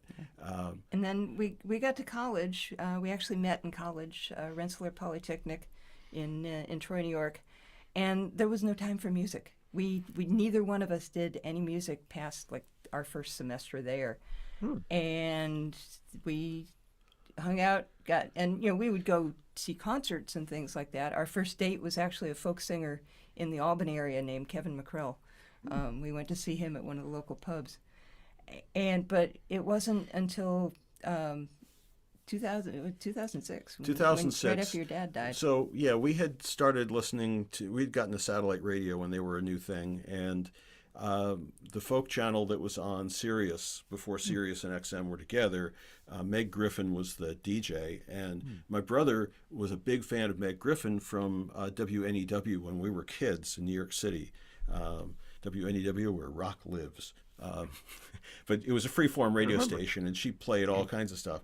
So this satellite radio station had all kinds of interesting folk stuff, including a song by Chris and Meredith Thompson, Clearwater. And I had spent time with Pete Seeger and Toshi Seeger in the Clearwater organization and had crewed on Clearwater. And that song transported me back to the helm of Clearwater, tacking up the Hudson River under the George Washington Bridge. And that was magic. It's like, I want to be able to do that. I want to be able to take people places through song. And in 2006, we had started following Chris and Meredith, and then from there, the Kennedys. And the Kennedys offered a workshop on using lucid dreaming and meditation as inspiration for songwriting. And my dad had just passed away, and I just felt like I needed to do some writing. I didn't know that it was songwriting. But it's like, what the hell? I've got nothing to lose here. 2 weeks in, I had a song. 3 weeks in, I had more, and I bought a guitar and started figuring out how to drive it. And I figured, since he had a guitar, what the heck, I'd get a mandolin.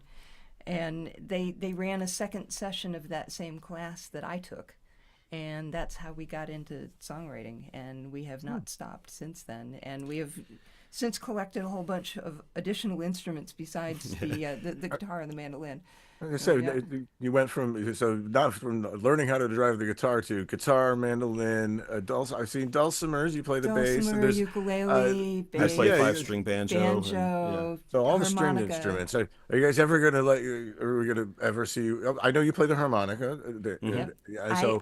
Are you ever going to go over into more woodwinds and more? Is there a concertina in there somewhere? No, but there's on the last album, one of the songs that Faith plays on ukulele just didn't work for us to do it on ukulele on the recording. So Faith sat down at the keyboard and played it on the piano. Chords on the piano, and somewhere I have an older song that I have once played penny whistle on, and I would have to spend another several months sitting with the penny whistle before I could do that again. But hey, yeah.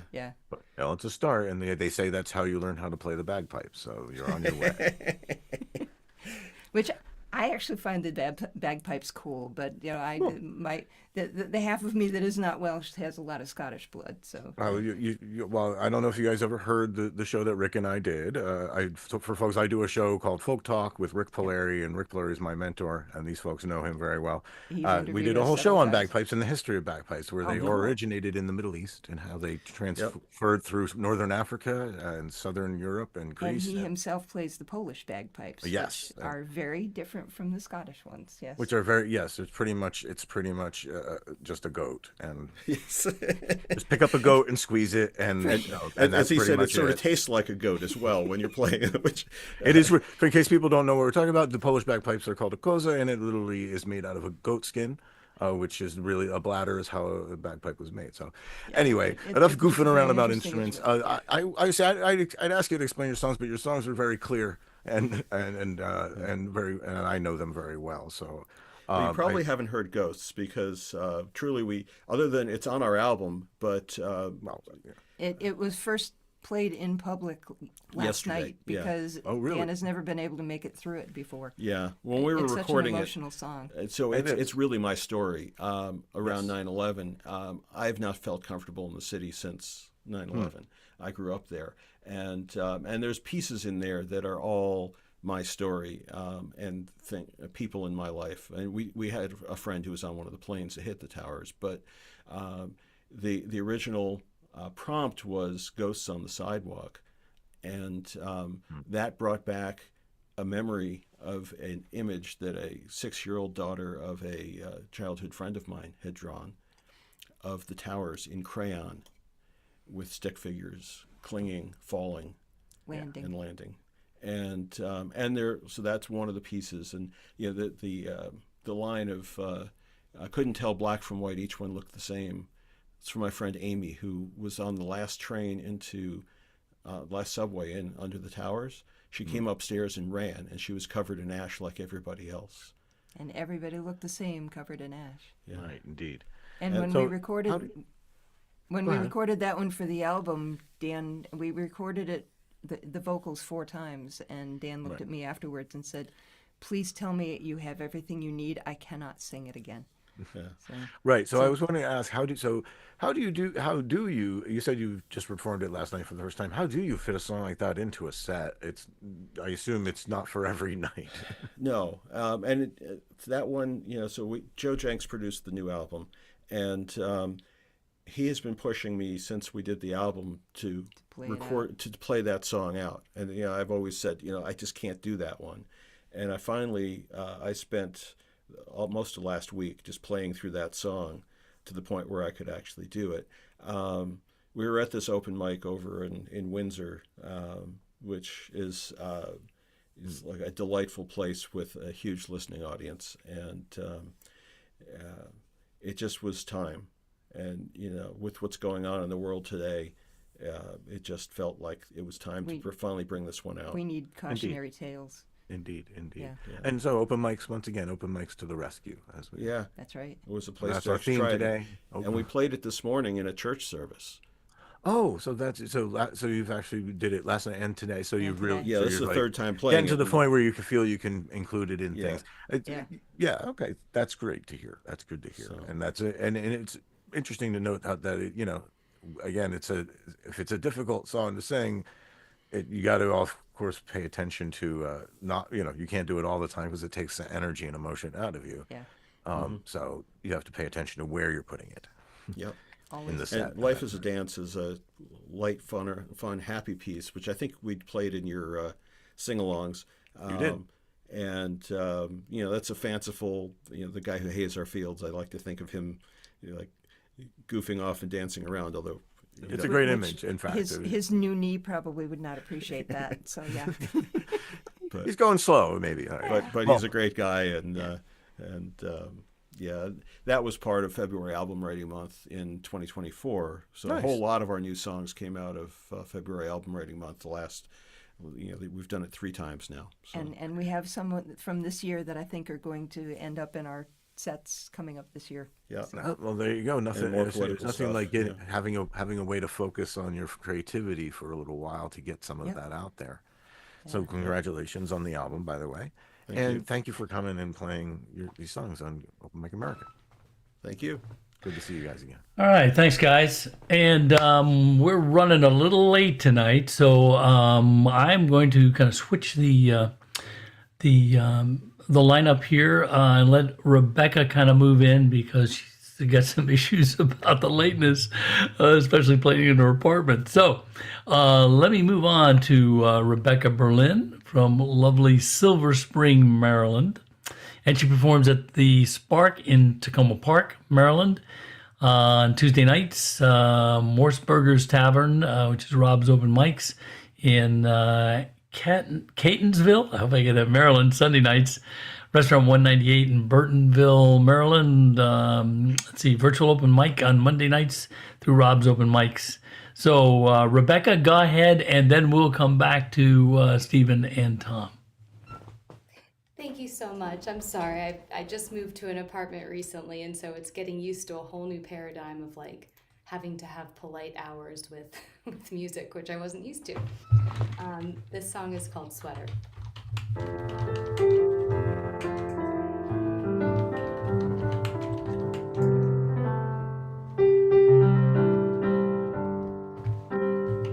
kept your sweater for stormy weather when I remember you're somewhere other than here. It's getting threadbare. The stormy weather's where I spend so many days. And I wish I could tell you I was stronger, that being broken open helped me let go, that I made it to the other side. Oh, oh, oh. But the truth is that you linger longer than I want. You're not a channel I can turn off. I forgot that I could keep walking in a straight line, but it doesn't mean that I'll heal any faster this time. Oh, oh, oh, oh.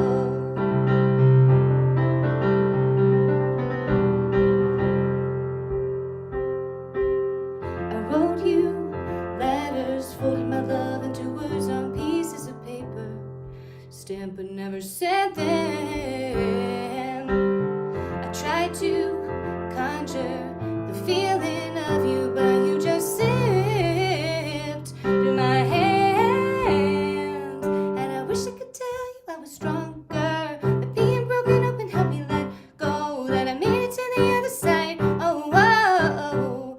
But the truth is that you linger longer than I want. You're not a channel I can turn off. I forgot that I could keep walking in a straight line, but it doesn't mean that I'll heal any faster this time. Oh, oh, oh, oh.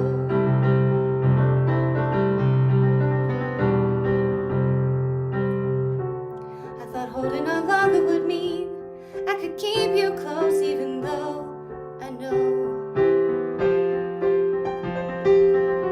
the distance between us is deeper than time. So all I can do is hold on to the space where you were mine. And I wish I could tell you I was stronger, that I let go, that I made it to the other side. But you linger longer than I want you to, and I could keep walking in a straight line, but it doesn't mean that I'll heal any faster this time. Oh, oh, oh.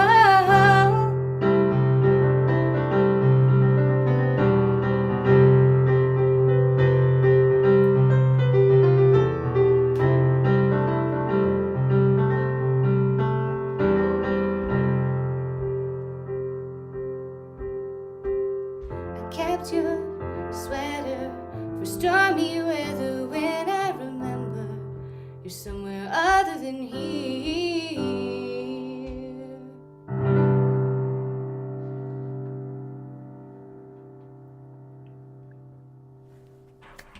Beautiful. Lovely.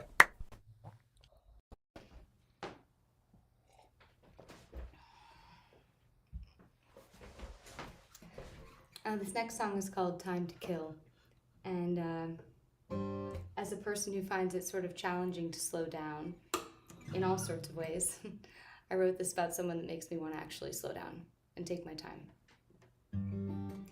No time to gaze at the ceiling unless it can tell me the hour. My toes betray my anxiety, tapping out Morse code, keeping the count. Never been good at existing without trying just a little too hard. White knuckles betray my gripping, squeezing the life out, afraid to let go and lay down. But somehow, with you, I'm molasses slowly sliding off a spoon. I'm unaffected by the fact that I'm languishing as I lean in closer to the crook of your arm and the hollow next to your heart. The world is spinning, but still we've got kill. Oh,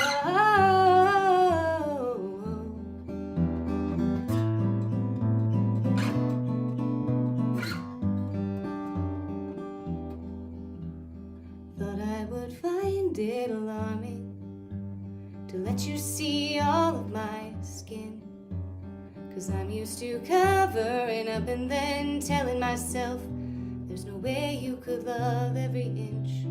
But in your arms I'm suspended in the amber glow of taking our time, and gravity starts to feel lighter. I can't imagine anything better than you and I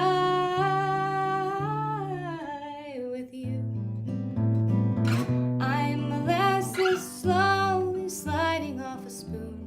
I'm unaffected by the fact that I'm languishing as I lean in closer to the crook of your arm and the hollow next to your heart. The world is spinning, but still we've got nothing but time. Kiss me like the clocks are broken and we've got nowhere else to go. Can't waste time if there's no such thing. Oh. Caress me like the world is over and we're the last two people on the earth. Can't waste time if there's no such thing. If there's no such thing with you.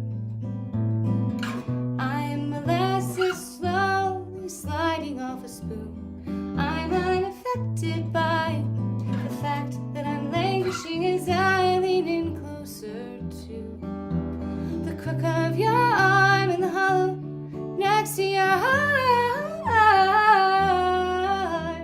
The world is spinning, but still we've got nothing but time to kill. Oh,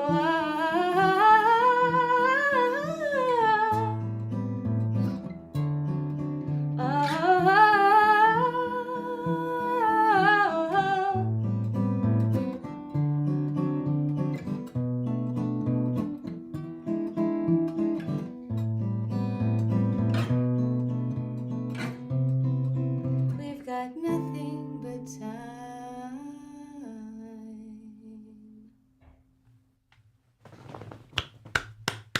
Ah, Rebecca, very nice. Very nice. Okay, let me pass you on to Jason so we can learn a little bit more about you and your music. All right. Well, hello, Rebecca. I've not heard you before, but I thought that was lovely.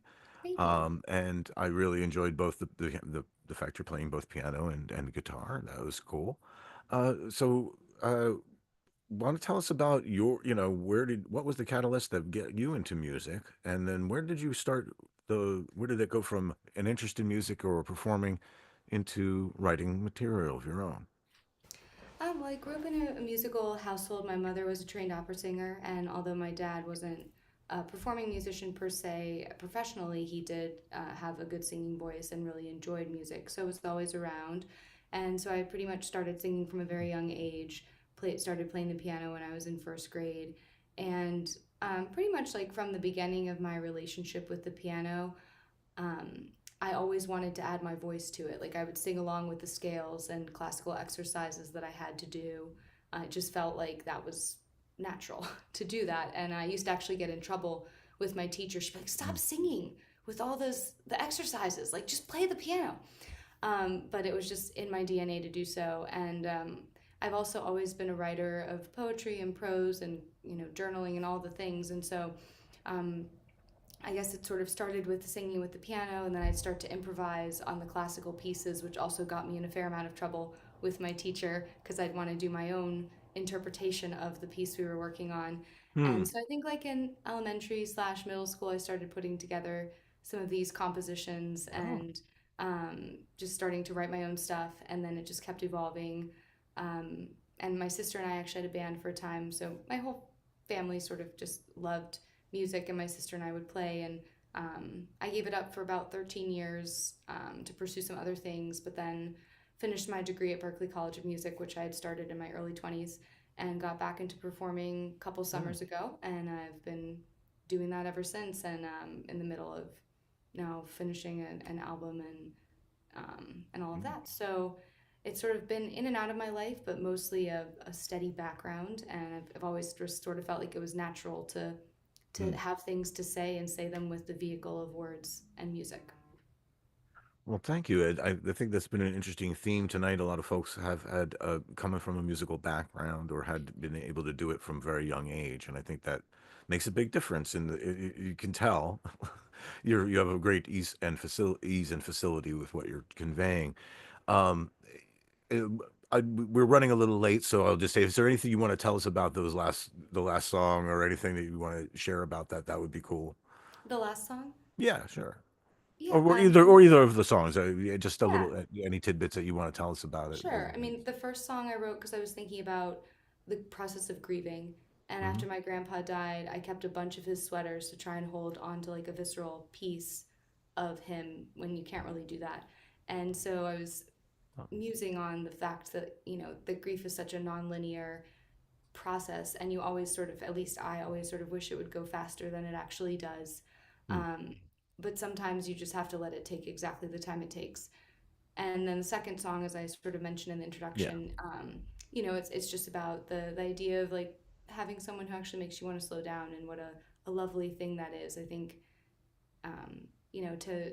to feel comfortable within yourself, to really be existing in a moment authentically and fully, is something that I think is very beautiful and rare. So I wanted to write a song that sort of captured that feeling for me. Excellent. Thank you for sharing them with us, and we appreciate hearing you, and it was good to meet you. Likewise. Thank you. Thanks.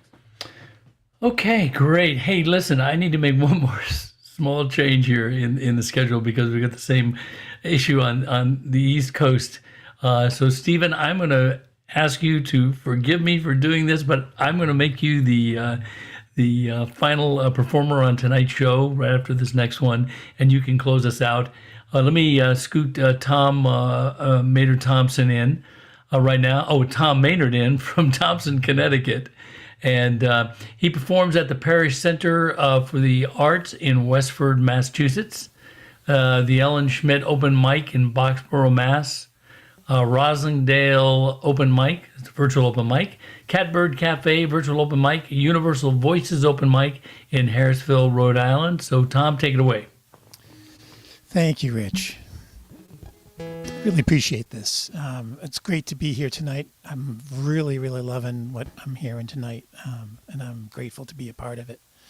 Thank you guys for what you do for the musical community, and giving us an opportunity to share our music with everyone.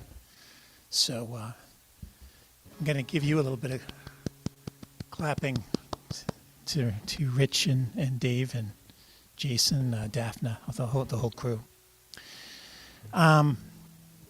So yeah, let me start off. The songs I'm going to do tonight are newish songs that are going to be on my new album. I'm working on that as we speak, and hopefully it'll be out in the next month or so.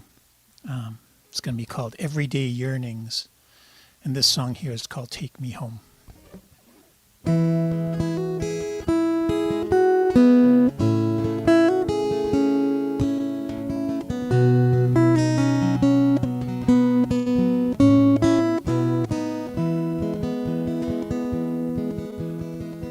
Ice is melting, sun on snow, gray becoming blue. Geese and V's reflected there, on northern wings they flew. Would such wings but take me home, watch brown becoming green. As the sun renews the earth, your heart's hearth waits for me. Home fires burning, spring returning, I'm yearning for the road to take me home. It baffles me how it could be that I'm so far away?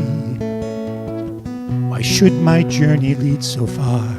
My heart told me to stay. I'm stuck inside this motel room, still hours till the dawn. Then I'll slide behind the wheel in the first rays of the sun. Sun ascending, winter ending, road wending onward, oh, please take me home.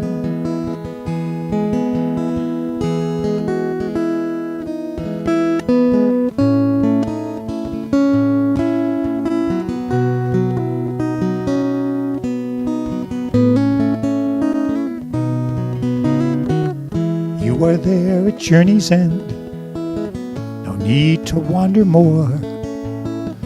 There's no other goal to find than you behind our door. Home fires burning, spring returning. I'm yearning for the road to take me home. Sun ascending, winter ending, road wending onward, oh, please take me home. I'm yearning for the road to take me home.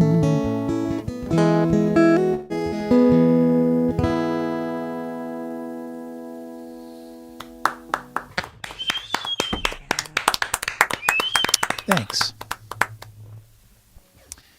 And then we'll do this one here. This is, I might have done this on an Open Mic America back a little while ago. It's a song that came out of a songwriting workshop at the Summer Acoustic Music Week. Dan and Faith mentioned the Kennedys. Well, Mara Kennedy was running a songwriting class last August. And this came out of that. It also talks about dancing and moon, and so a little bit of echo there. It's called The Dance.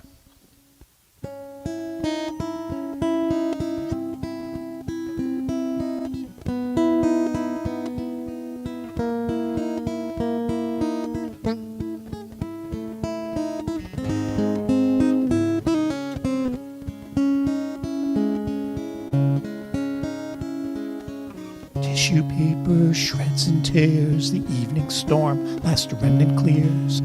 Ripe and full, late summer moon spills liquid light, fine silver true. Pearly rays out across the field, a smell to yearning eyes revealed. Each blade of grass cut sleek and stark, and gems of dew that flash and spark.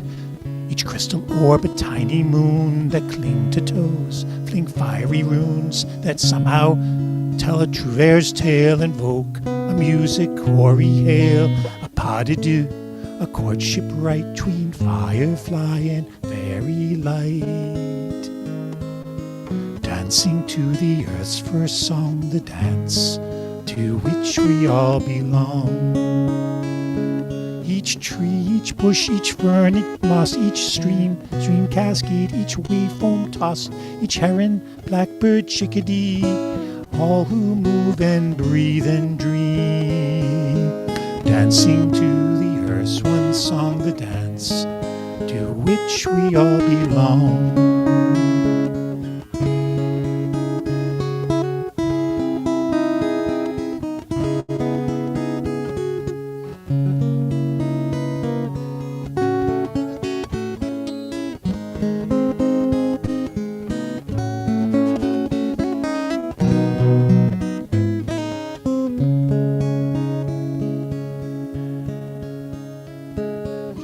My love, there hides a pearl.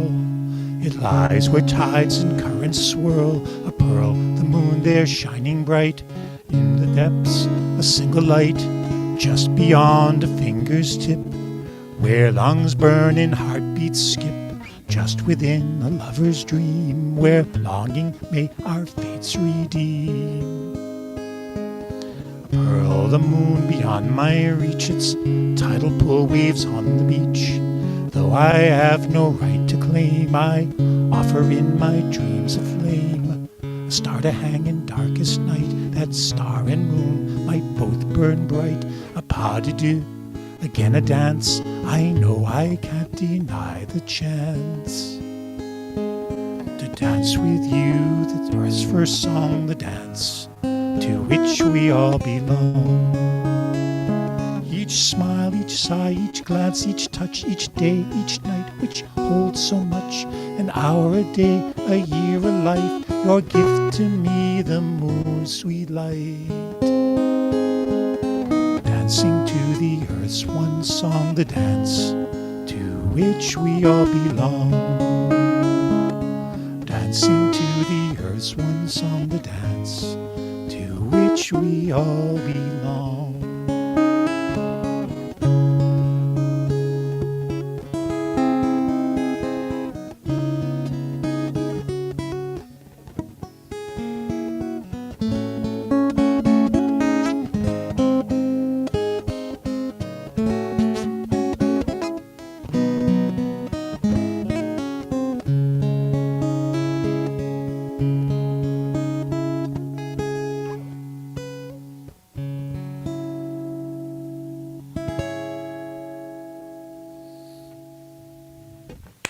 Wow, very nice. Oh, yeah. Beautiful song, Tom. That's just Beautiful. beautiful, Tom. Thank All you. right, let me pass you over to Jason, and we'll learn a little bit more about you and your music. Well, hey, Tom, it's good to see you again. It's good to see you too, Jason. Now, folks, I've played a gig with Tom, and we've played certainly online on the same open mics in this place as well here. So it's good to see. But I think maybe we should explore your background and find out more about where did your musical journey begin for you? Was it a number of folks here have had very musical families or started from a very young age? Yeah, And then yeah, either- I would say that that's true. I grew up. My father and mother both played piano, and my sister learned piano. My oldest sister, and she would practice the 3 Bs, the Brahms, Beethoven, and Bach stuff. But I would go to bed at night. My dad would be in his bedroom doing the home accounting stuff, but I'd be hearing coming from his woolen sack. He would have recorded a whole bunch of albums onto tape, and I'd listen to Kingston Trio and the Weavers and Leonard Cohen, Judy Collins, Peter, Paul, and Mary. Just all that kind of stuff. And so I'd go to sleep hearing that. And my brother joined a band when he was just out of high school, and he would bring back stuff. I learned guitar at age 13. Started writing songs right then because I didn't know any other songs. So I figured as long as you know 2 or 3 chords, you can write your own. Nice. So that was it was very, very music was all part of it. In every family gathering, we would sit around and sing the folk songs of the 60s and all. So, but I did end up moving away from stuff for a while when I had kids. So much like everybody else, I had a gap in my active musical life, and then came back to the guitar and ended up going off to the Summer Acoustic Music Week, which I mentioned earlier, and that kind of reawakened stuff for me. I learned some altered tunings, Celtic fingerstyle with David Surratt, and the Kennedys were huge in terms of songwriting. And then I've released a couple albums, one back in 2007, one in 2013. And again, I've got one coming up in the next couple months. I hope to have that one released soon. Well, congratulations on that. That's great news to hear. And so what? Yeah, can you describe where songs like those come from for you? So in both of those cases of the songs I've did tonight, they were based on music workshops. So and I have most of the album that I'm releasing soon was written during the pandemic. I was involved with Peter Mulvey's online songwriting workshop, and so he was doing a song a week. So it was a 52-week, a year's worth of a song a week. I got 14 songs. So I the fact that I'd been kind of dry for a while, I was very, very, very pleased with that. So probably half the songs or a few more were from that workshop, and then the remaining came through from things like the Summer Acoustic Music Week and other kinds of songwriting workshops. So yeah, just for folks who don't know might not know what Tom is referring to, WUMB out of Boston has a Summer Acoustic Music Weeks, a full week camps in the summer, 2 of them, and they also do weekends during the winter. And in fact, I think one of the Summer Acoustic Music winter weekend, it was where I met Dan and Faith originally. That was where, and they were the most welcoming folks there, I will say. They totally welcomed me there and brought this in. So it's something that happens up here in the Northeast. So California folks, come on out. And thank you, Tom, for sharing all that with us. And thank you for sharing your music tonight. Thank you. All right. Yeah. Thank you, Tom. And now it's hard to believe, but we're at almost at the end of another great show. And to wrap things up for us is Stephen Paul Medeiros from Madera, California. And he performs at venues in the Fresno, California area and wineries in the Central Valley and Central Coast. And there are a lot of wineries in the Central Valley and Central Coast. So, Stephen, take us home. Well, thank you. Appreciate it. It's great to be back. I have an album coming out on April 4th, so I'm going to play a couple songs from that here tonight.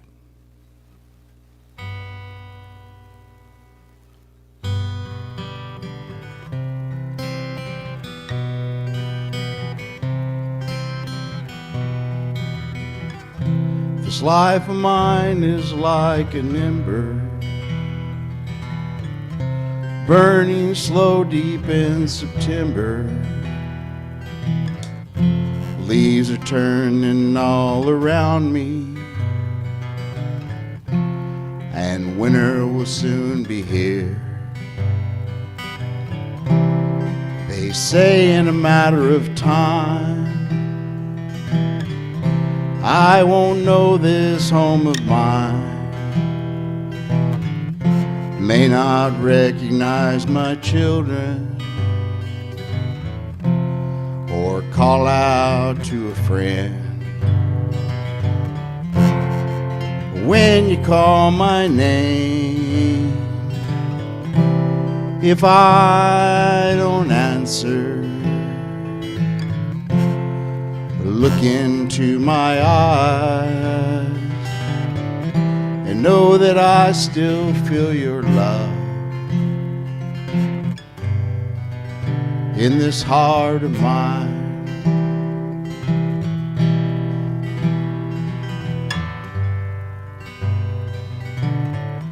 When I can no longer remember, the Christmas day is in December, snowflakes falling all around me, and my time is growing near. Don't be sad that I am leaving. God'll set me free for believing. Remember me when I was whole. It took my mind but not my soul. And when you call my name, if I don't answer, look into my eyes and know that I still feel your love in this heart of mine, in this heart of mine.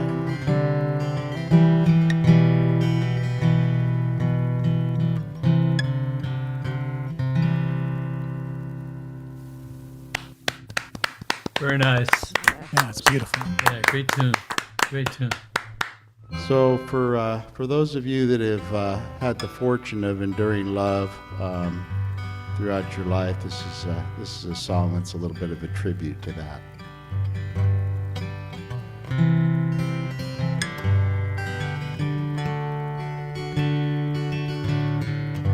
I had a dream, our love was a tree, leaves were green like eternity,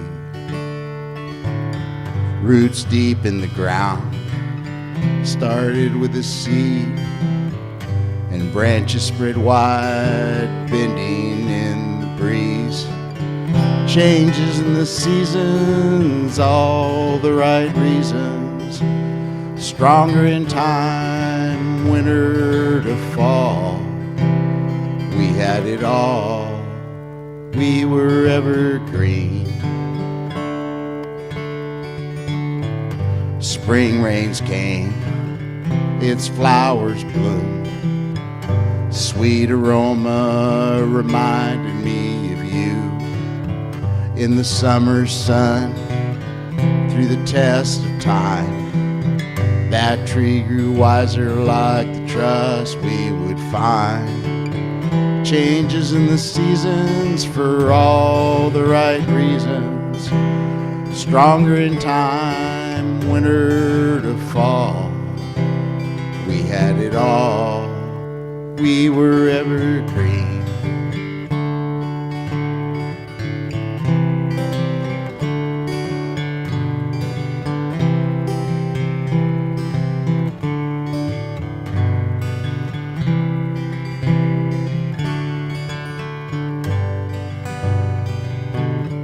Like the passage of time in the earth and sky, promises made in the fields of time. Our love remains strong through the cycle of life. Changes in the seasons for all the right reasons, stronger in time, winter to fall. We had it all, we were evergreen. Oh, we had it all, we were evergreen.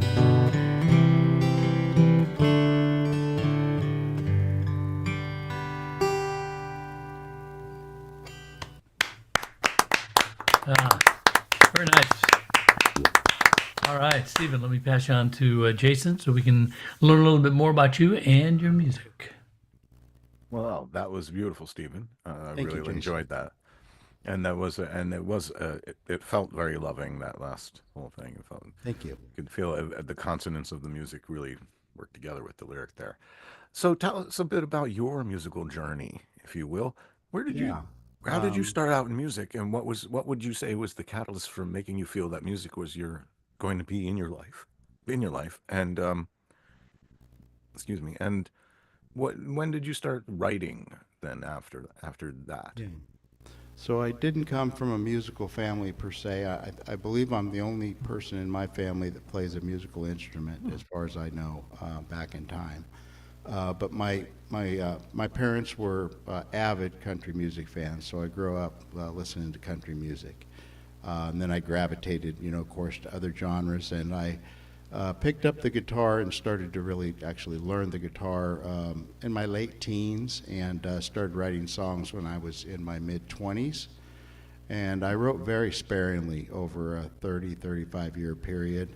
Mostly just wrote songs about pivotal experiences in my life that meant a lot to me, or were important to me. And so I didn't write a lot, but in 2019 I decided I was going to record my first album.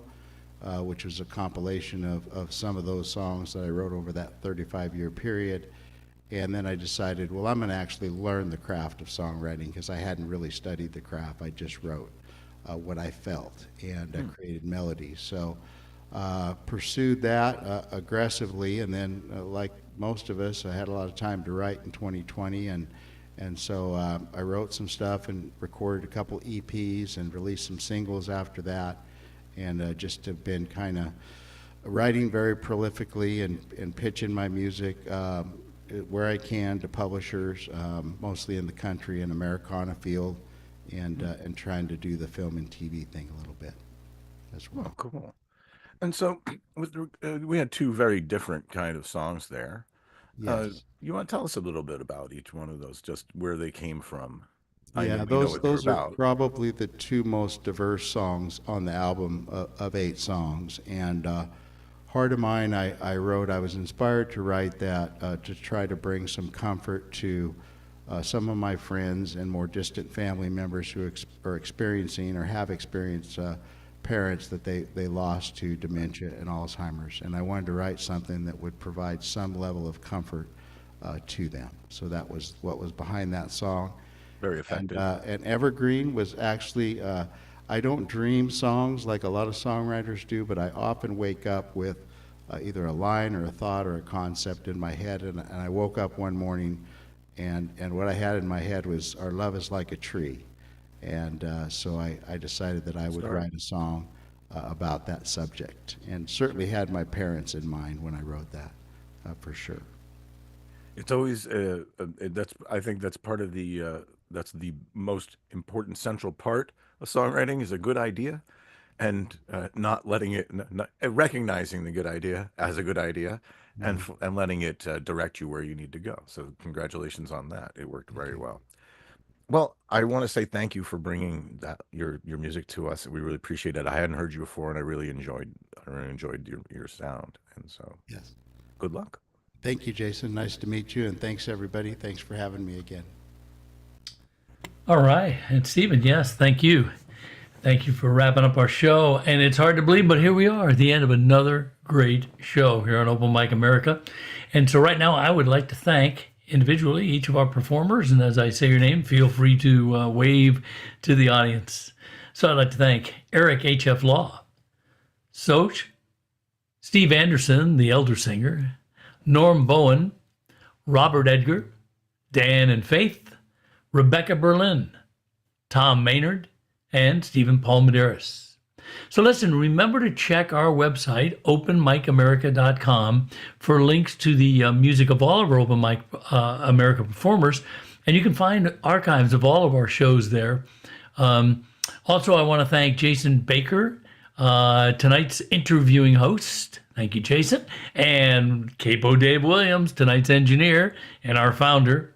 Also want to thank our Zoom guests who attended tonight's show and were part of our audience tonight. And I want to thank our audience on YouTube, the ones who are watching us right now live and the ones who will be watching us into the future. If you like this show, please spread the word. Don't keep it a secret. We love putting it on for you, and the performers love to sing their songs for you. You can, if you like this show, you can download and print your own posters on our from our website, and you can hang them around town or where other folks can see them and get to know about our show. If you like, you can also, let me stand up a little bit. You can get yourself your very own Open Mic America t-shirt. That's easy to get. Just go to our website, openmicamerica.com, and I think there's a tab you can pull down. You can design your own t-shirt. You can have the logo as big or as small as you want. And most importantly, please check out your local and virtual open mics. We've listed the ones where our performers play under the local open mics tab on the website. We are here the first and third Sundays of every month. So our next show will be Sunday, April 6th. Can't believe it's April already. April 6th, same time, same station. And stay tuned for the next full lineup of performers. So I am going to ask everybody to make sure they're muted and wave And I'm going to say good night, America. We'll see you next time.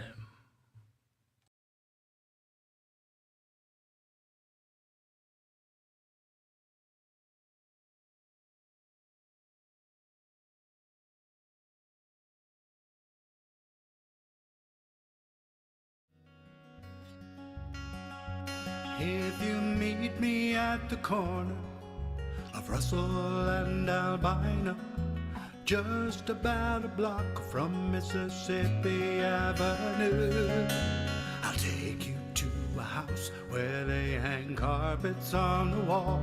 And if we go there on a Sunday, there's a song I'll take you through.